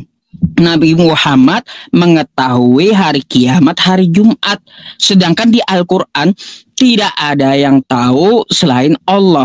Tiba-tiba kata kamu Nabi Muhammad tahu hari Jumat, hari kiamat. Kan kayak gitu. Yes, ya, aku nggak terlalu banyak bantah. Ini membuktikan kalau Nabi Muhammad itu ya, kalau mau kita katakan, dialah yang satu dengan Bapa yang di sorga. Karena apa? Ya, coba lihat kitab kau. Di Matius 24, ya, di ayat 36. Di situ kata Yesus, waktu Yesus ditanya, tahu nggak Sus, hari kiamat kapan? Kagak tahu, kata Yesus. Yang tahu itu Bapa di sorga. Kan kayak gitu. Hanya Bapa yang di sorga yang tahu. Nah, kalau Nabi Muhammad tahu hari kiamat hari Jumat, dan di tempat kau hanya Bapa yang tahu, ya, Nabi Muhammad satu dengan Bapa. Lebih baik kalian Kristen nyembah Nabi Muhammad daripada nyembah Yesus. Kayak gimana? Lebih hebat Nabi Muhammad daripada Yesus. Yesus ditanya kapan hari kiamat kagak tahu. Kalau Nabi Muhammad ditanya, ya, tahu beliau hari Jumat hari kiamat. Jadi Nabi Muhammad itu satu dengan Bapa. Lebih baik kalian sembah Nabi Muhammad daripada kalian menyembah Yesus yang kagak tahu apa-apa. Akan kayak gitu. Berkaitan nih secara Islamnya ya, Dis ya. Secara Islamnya aku jelaskan aja biar kau tahu gitu. Tentang masalah hari kiamat. Contoh Quran surah Luqman di ayat terakhir. Ya, di situ kosakata Qur'annya tentang sa'ah. Apa arti sa'ah? Sa'ah itu jam, waktu, bukan hari. Coba kalau kau lihat di hadisnya, yaum. Yaum itu hari yang disampaikan Nabi Muhammad, bukan waktu. Ya, kalau di Al-Quran itu waktu. Ya, jam berapa hari kiamat? Itu hanya Allah yang tahu. Tidak ada di Al-Quran itu mengatakan bahwa manusia nggak ada yang tahu hari kiamat kapan. Tapi ya Al-Quran mengatakan tidak ada manusia yang tahu waktu hari kiamat. Kalau hari ada yang tahu. Nggak bertentangan Nabi Muhammad dengan Al-Quran.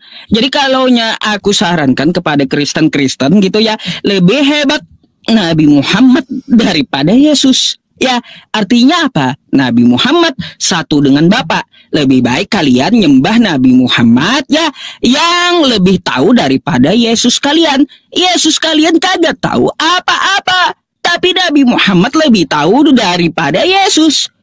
Kalau saya berpikir waras ya, lebih baik Nabi Muhammad mengetahui hari kiamat daripada Yesus yang kagak tahu apa-apa.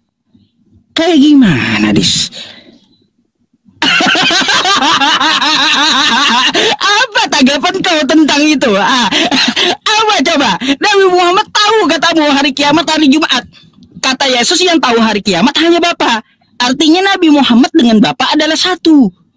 Bukan Yesus yang satu dengan Bapa. Lebih baik kalian nyembah Nabi Muhammad daripada nyembah Yesus yang kagak tahu apa-apa. Nah itu aja dah. Aku boleh tanya atau kagak gitu? Ini kan kamu juga bertanya gimana? Udah selesai? Udah. Baik ya. Jadi begini Sob. Sebenarnya kamu ini mengada-ngadakan juga sama seperti Muhammad. Di situ kan sudah jelas jika dia mengada-adakan sesuatu yang tidak diwahyukan, maka akan kami potong. Akan. Bukan pada saat itu juga. Kenapa kamu mengatakan pada saat itu juga? Jelas-jelas bunyi ayatnya itu. Kalau berarti kan masih seandai-andainya dia mengatakan sesuatu yang tidak diwahyukan oleh Allah, maka akan kami potong urat atau pembuluh darahnya. Nah ternyata Muhammad bukan sekali dua kali, berkali-kali dia mengatakan sesuatu yang tidak diwahyukan. Contoh, ketika dia bertemu dengan para petani kurma, dia bilang kepada para petani kurma, apa yang kalian perbuat itu perbuatan yang sia-sia. Berarti jelas di situ Muhammad mengatakan sesuatu berdasarkan hawa nafsunya. Sedangkan Al-Quran mengatakan wa ma yantiqu anil hawa in huwa illa wahyu yuha. Terus kamu bilang, itu kan masalah pertanian, bukan masalah agama. Ingat perkataan yang di dalam hadis tadi. Ada seseorang yang bernama Abdullah ibn Amr. Dia tulis semua omongan Muhammad. Terus orang Quraisy bilang, kok kamu tulis semua omongan Muhammad? Kadang-kadang dia ngomong gini, kadang ngomong gini. Terus kata Muhammad apa? Tidak keluar dari mulutnya Muhammad kecuali kebenaran. Mulut Muhammadlah yang mengatakan perkara duniawi, mulut Muhammad yang sama juga mengatakan perkara agama. Muhammad tidak punya dua mulut. Dia tidak punya mulut yang berbicara agama dan dia tidak punya mulut yang berbicara duniawi, tapi hanya punya satu mulut saja. Dan dia bilang dari satu mulut itu tidak keluar darinya kecuali kebenaran. Artinya Muhammad mau berkata perkara surgawi, mau berkata perkara duniawi, tidak mungkin salah. Tetapi ternyata Muhammad berkata dalam hal duniawi salah, apalagi berkata dalam hal surgawi. Contoh, hal-hal duniawi yang dikatakan bahwa Muhammad salah. Contoh, masalah petani kurma jelas sekali diprank sama Muhammad. dan dia melanggar ayat Al-Quran yang berbunyi, janganlah kamu mengucapkan sesuatu yang kamu tidak memiliki pengetahuan tentangnya. Itu dalam hal duniawi. Kemudian dalam hal-hal surgawi atau dalam hal-hal yang kosmik, dia mengatakan beberapa kali kesalahan. Saya tunjukkan. Perhatikan. Sebentar, saya tunjukkan dalilnya kepada Anda. Balik dulu kamera saya. Perhatikan. Lihat Sob ya. Apa dikatakan di sini Sob? Lihat. Di dalam surat Al-Ahzab ayat yang ke-63. Apa dikatakan? Iya, ke situ lagi. Orang-orang bertanya kepada kamu, wahai Muhammad, tentang hari kiamat. Katakanlah, pengetahuan tentang hal itu hanya di sisi Allah. Disuruh apa Sob? Kalau orang bertanya tentang hari kiamat, apa disuruh Muhammad menjawab? Pengetahuan tentang hal itu hanya di sisi Allah. Inilah yang disuruh Allah supaya Muhammad menjawab.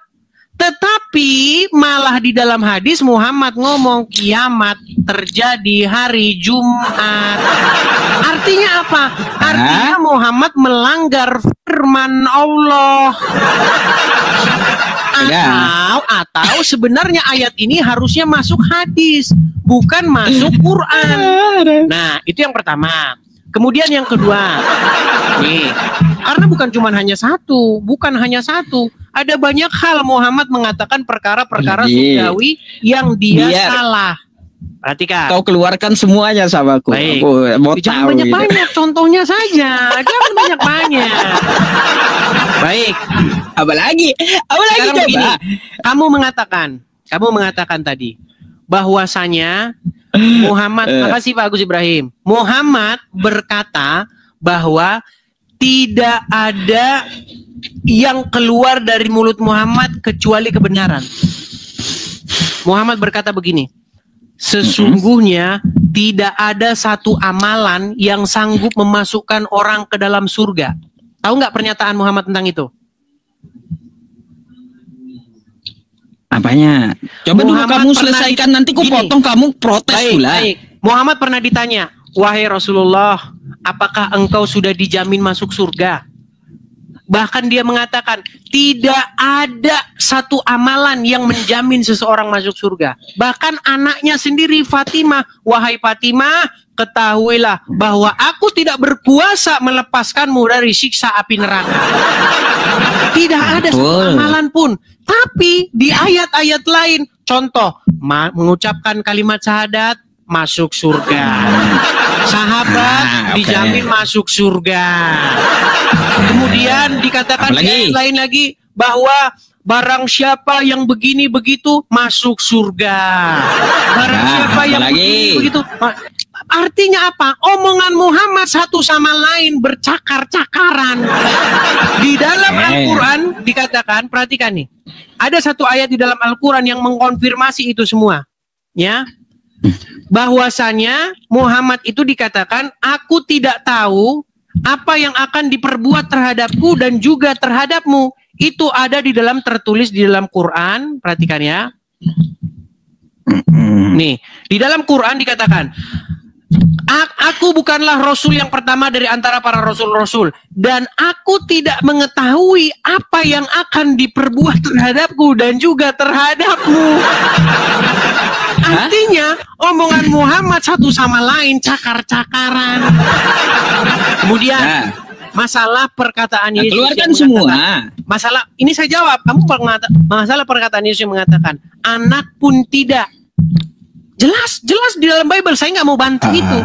Yesus sebagai anak, posisi sebagai anak, jelas dia tidak mengetahui hari terakhir itu, hari yang akan datang itu, jelas.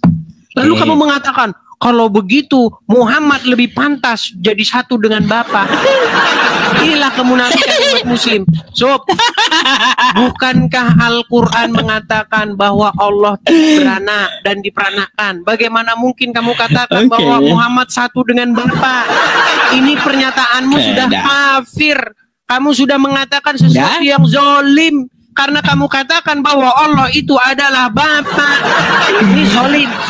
Kemudian kamu katakan kalau begitu lebih baik Kalian itu menyembah Muhammad. Kalau kami nyembah Muhammad, kami sama seperti orang Islam. Kami hanya mau memanggil Yesus. Ya Yesus, ya Yesus. Karena Yesus hidup. Di gereja kami bernyanyi memuliakan Yesus karena Yesus hidup. Kami tidak mau seperti orang Islam yang memanggil orang meninggal di kuburan. Contoh, ketika ketika umat Islam kumpul-kumpul di jalan, lalu mereka gelar tikar, mereka berseru-seru, ya Rasulullah, ya Rasulullah, Muhammadku, Muhammadku, dengarlah seruanku. Engkau ada dalam kubur, dengarlah seruanku. Kami tidak mau seperti orang Muslim yang berseru-seru kepada orang dalam kubur. Silakan tanggapi ya, meninggal. Silakan. Habis. Silakan. Amunisi kamu habis itu aja. Gak ada yang lain lagi. Silakan. Keluarkan dulu yang lain. Gak ada. Habis. Gak bingung sih. Enggak. Aku mau kasih tahu, aku mau ajarin kamu gitu ya. Tapi aku mau tanggapan dulu ya tentang masalah yang kamu sampaikan ya. Jadi gini, tidak ada aku mengatakan Nabi Muhammad itu anak Allah, nggak ada. Allah itu tidak beranak dan tidak diperanakan. Kau bukalah surah Al-Ikhlas, kan tahu kau tuh ayatnya. Ya, qul huwallahu ahad, Allahus samad. Allah itu tempat bergantung seluruh makhluk, bukan yang digantung oleh makhluk, apalagi sampai digantung oleh tentara Romawi gitu. Itu bukan Tuhan ya. Terus lam yalid wa lam yulad, dia tidak beranak dan tidak diperanakan. Aku nggak ada bilang Nabi Muhammad itu adalah anak Allah, nggak ada. Tapi aku bilang Nabi Muhammad itu lebih pantas disebut dia satu dengan Bapa. Karena apa? Sesuai kata Yesus, yang mengetahui hari kiamat itu cuma Bapa. Anak dan malaikat kagak tahu. Ya kagak tahu, hanya Bapa yang tahu hari kiamat. Ditanya Nabi Muhammad kapan hari kiamat, ternyata tahu. Nabi Muhammad dan Bapa sama-sama tahu hari kiamat kapan.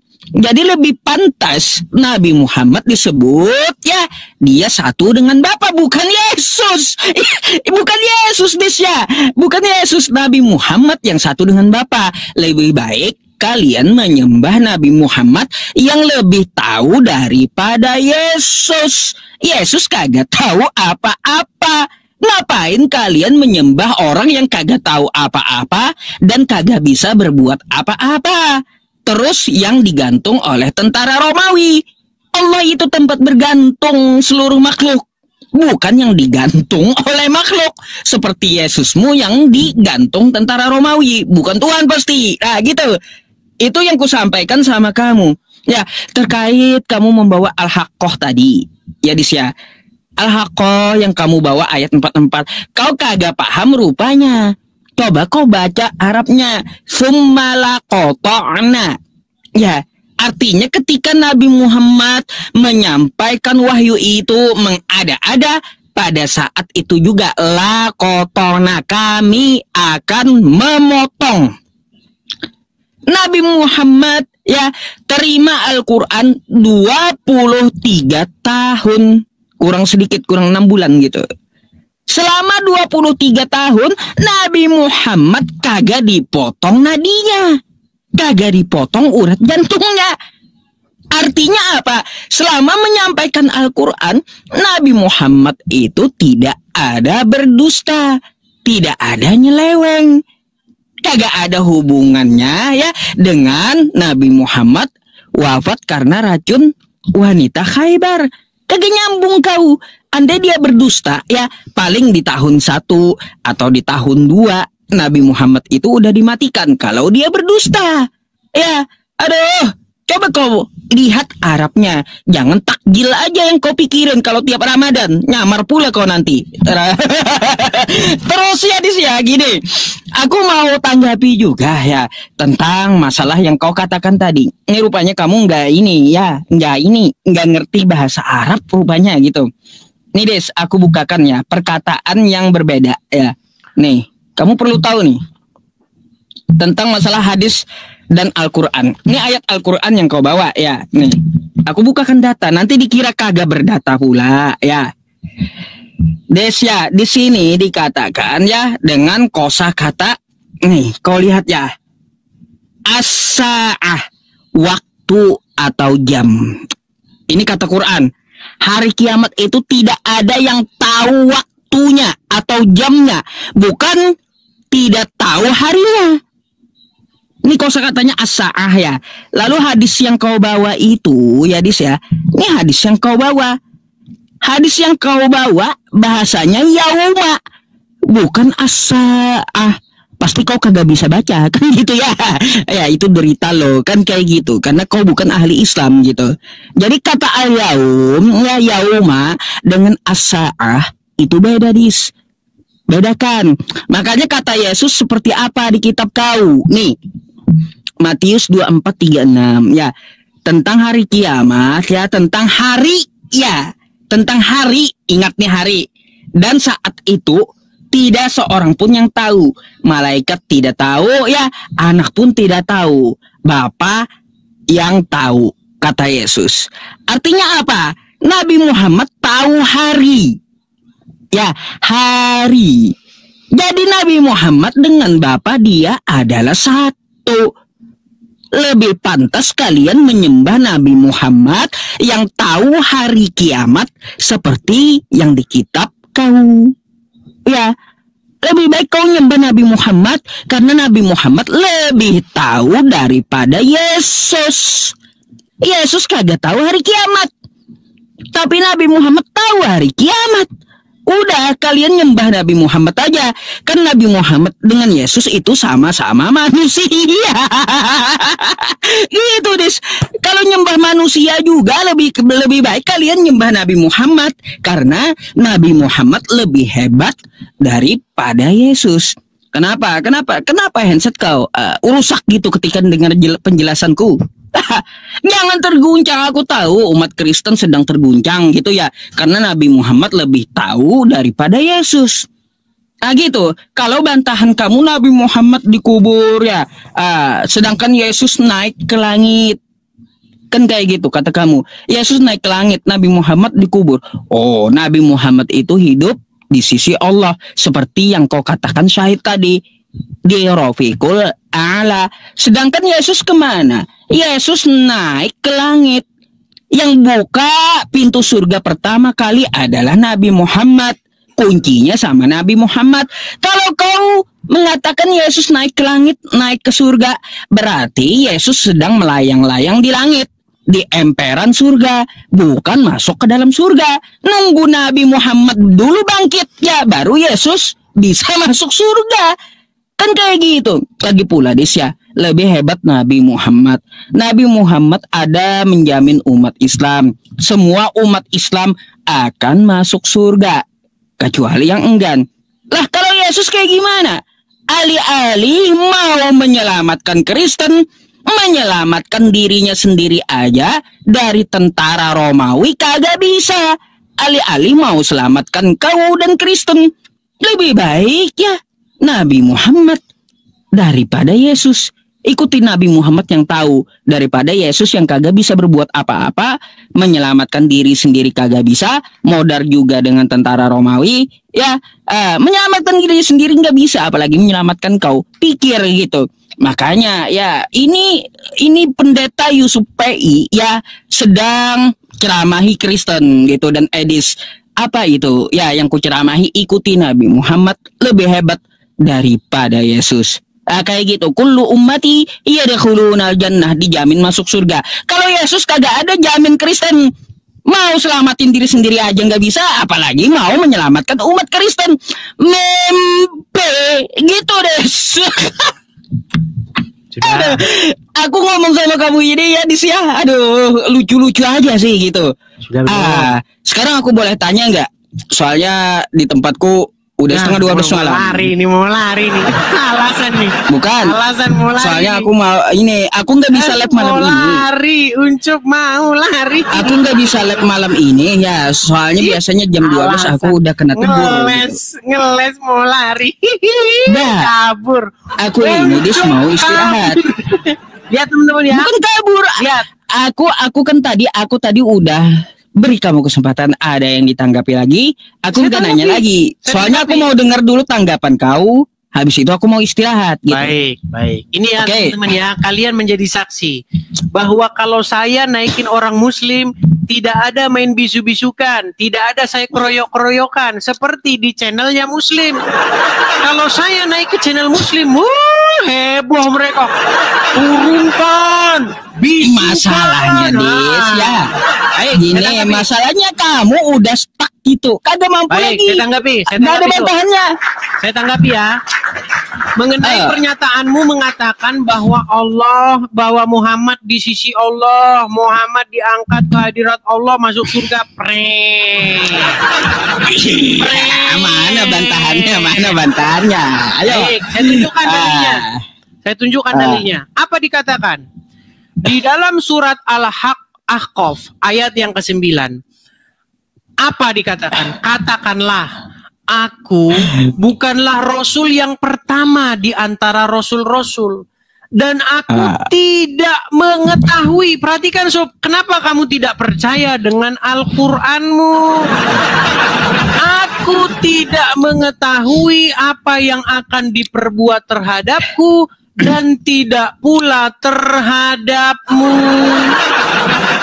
Aku tidak lain hanyalah mengikuti apa yang diwahyukan kepadaku, dan aku tidak lain hanyalah seorang pemberi peringatan yang menjelaskan. Tapi Uncu PI mengatakan, Muhammad mengatakan sesuatu yang tidak diwahyukan. Apa saja yang tidak diwahyukan itu? Contohnya kiamat. Kan balik lagi ke situ. Saya dulu. Apa yang tidak diwahyukan? Nih, perhatikan. Di dalam surat An-Nisa ayat yang ke-158, siapakah yang berada di sisi Allah? Perhatikan. Akan tetapi Allah telah mengangkatnya, maksudnya Isa, ke hadirat Allah. Allah Maha Perkasa lagi Maha Bijaksana. Yang ada di hadirat Allah Isa, Unco, bukan Muhammad. Tidak ada dalilnya Muhammad ada di hadirat Allah. Ini makanya saya bilang umat muslim menambah-nambahi apa yang tidak ada di dalam Al-Quran.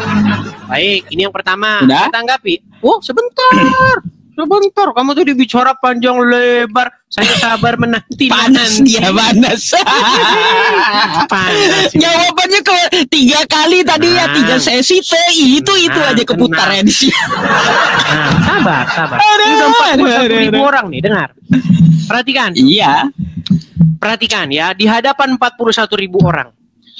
Seorang ahli tafsir Al-Quran, seorang ulama besar di Indonesia yang bernama Profesor Dr. Quraisy Shihab, bahkan ada tafsirnya, tafsir Quraisy Shihab. Seorang ulama besar, Uncu PI nggak ada apa-apanya. Apa? Kata seorang ulama besar, kalau saya nggak mau mengutip yang ecek-ecek, saya mengutip seorang pakar Al-Quran. Ya, apa kata Quraisy Shihab? Perhatikan. Apa kata dia? Perhatikan dengan baik-baik ya. Tolong pasang telinga kalian. Ini memasuki segmen yang terakhir, Pak Quraisy. Bisa ada kesempatan untuk bertanya saya ataupun tentang kemuliaan di sisi Allah, Pak Quraisy. Itu kan kalau Nabi Muhammad kan sudah istilahnya sudah dijamin sebagai manusia paling mulia yang masuk surga gitu.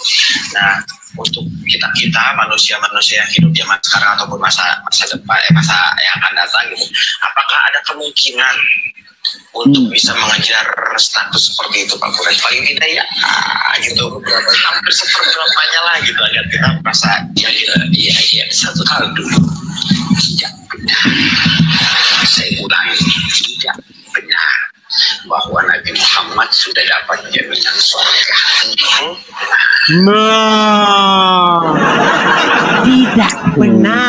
Tidak tidak benar Muhammad dapat jaminan surga. Sesuai dengan perkataan Muhammad. So, Muhammad berkata, wahai Rasulullah, apakah engkau sudah dijamin masuk surga? Muhammad bilang tidak.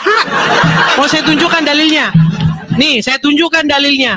Muhammad tidak mengatakan dirinya tidak dijamin masuk surga kecuali atas rahmat Allah. Perhatikan. Ya. Perhatikan.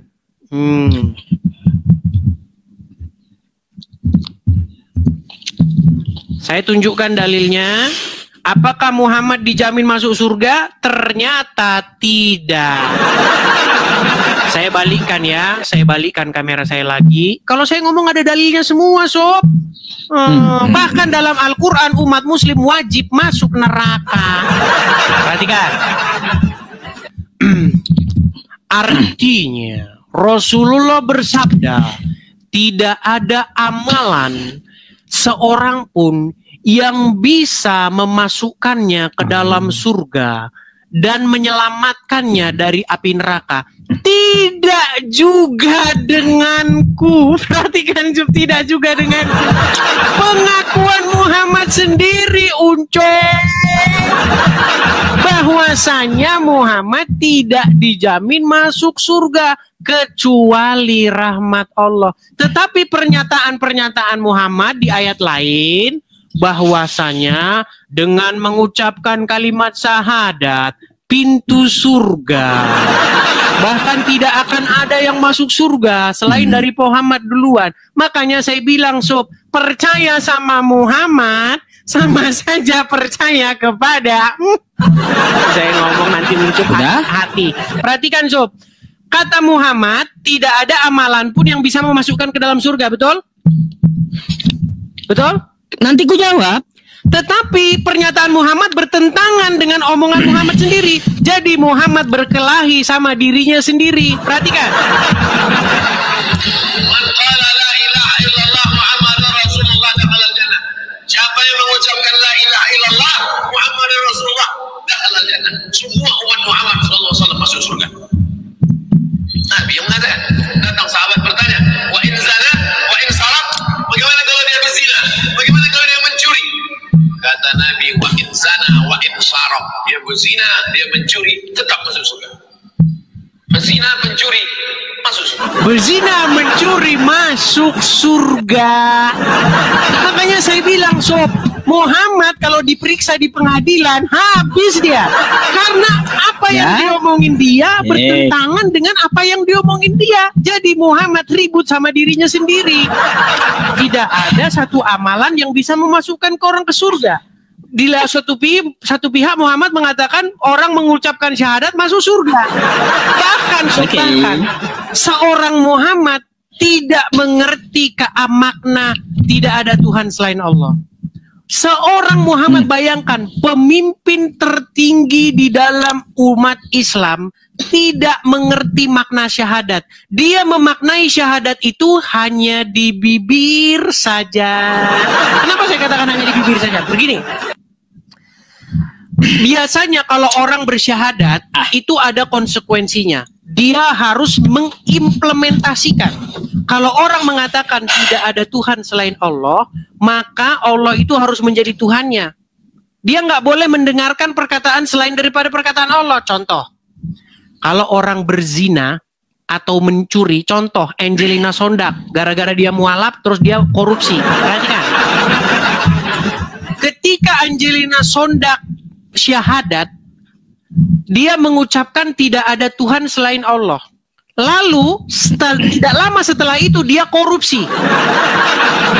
Pertanyaan saya begini, ketika Angelina Sondak mencuri uang rakyat, siapa di situ yang sedang dia dengarkan? Dia sedang mendengarkan Allah atau dia sedang mendengarkan iblis? Karena ketika dia sedang mendengarkan Allah, maka dia harus mengikuti perkataan Allah. Makanya ketika dia mengucapkan syahadat, itu hanya di bibir saja, persis seperti yang diajarkan Muhammad. Barang siapa yang mengucapkan syahadat, dia masuk surga sekalipun dia berzina, sekalipun dia mencuri. Makanya saya bilang, syahadat bagi Muhammad hanya di mulut saja. Tidak ada implementasinya. Silakan, aku jawab ya. Jadi, mau jadi kabur apa mau jadi lanjut? Baik, harus ku jawab dulu. Ya, aku harus ajarin kamu dulu, bentar ya. Nih, aku kasih tahu ya. Aku jawab dulu tentang masalah hadisku. Ya, gampang. Aku cari hadisnya dulu ya. Yang lengkap aku carinya karena kamu potong-potong Ustadz Abdul Somad videonya. Terus juga kamu potong-potong hadisku. Meskipun berzina dan mencuri tetap masuk surga. Salah. Kau kagak baca yang pertama dari hadis itu. Apa yang dikatakan oleh hadis itu? Ya, asalkan tidak syirik ya. Asalkan tidak syirik, jika dia melakukan dosa zina dan mencuri, yang penting kagak syirik, ya dia tetap akan masuk surga. Nah itu. Tapi hukum, bentar dulu, jangan kau potong dulu ya. Tapi dosa zina dan dosa mencuri itu tetap ada balasannya. Kau buka yang pertama hadisnya, asal tidak menyembah, asal kamu hanya menyembah Allah, tidak menyembah manusia, meskipun kamu berzina dan mencuri tetap masuk surga. Kayak gini, maksudnya lebih bagus kamu mencuri barang orang lain daripada kamu nyembah manusia. Kalau nyembah manusia, kata hadis itu, ya syirik itu tidak akan diampuni sesuai An-Nisa ayat 48.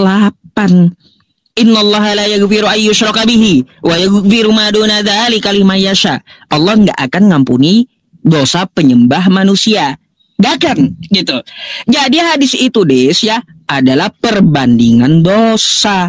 Lebih baik ya kamu mencuri milik orang lain daripada kau menyembah manusia. Penyembah manusia kagak akan keluar dari neraka, tapi mencuri milik orang lain ya itu akan dihukum, tapi bila hukumannya udah habis akan dikeluarkan dari neraka. Jadi kau mau nyembah manusia masuk neraka semuanya, kagak keluar lagi dari neraka, atau kau lebih baik mencuri keluar dari neraka, kau akan masuk surga. Kalaunya kau menyembah manusia, ya menyembah manusia kau kagak akan keluar lagi dari neraka. Itu maksud hadisnya. Makanya jangan nyembah manusia, hadis gitu maksudnya. Jangan kau pelintir Quraisy Shihab dan Ustadz Abdul Somad. Terus aku mau sampaikan kepada kamu, kata kamu Nabi Muhammad tidak dijamin masuk surga. Tidak ada seseorang itu, kata kamu ya, masuk surga itu karena amalnya. Sesuai dengan hadis yang kau baca, aku akui kagak ada ya seseorang itu masuk surga karena amal, tapi karena rahmat Allah. Sesuai hadis itu. Soalnya kayak gini ya, ketika kamu mau masuk pintu mobil, kagak ada pakai duit. Kau banyak duit ya, kagak ada duit kau itu kau pakai, kau tempelkan ke pintu mobil. Duit tadi kau tempelkan ke pintu mobil, kagak akan kebuka itu pintu mobil.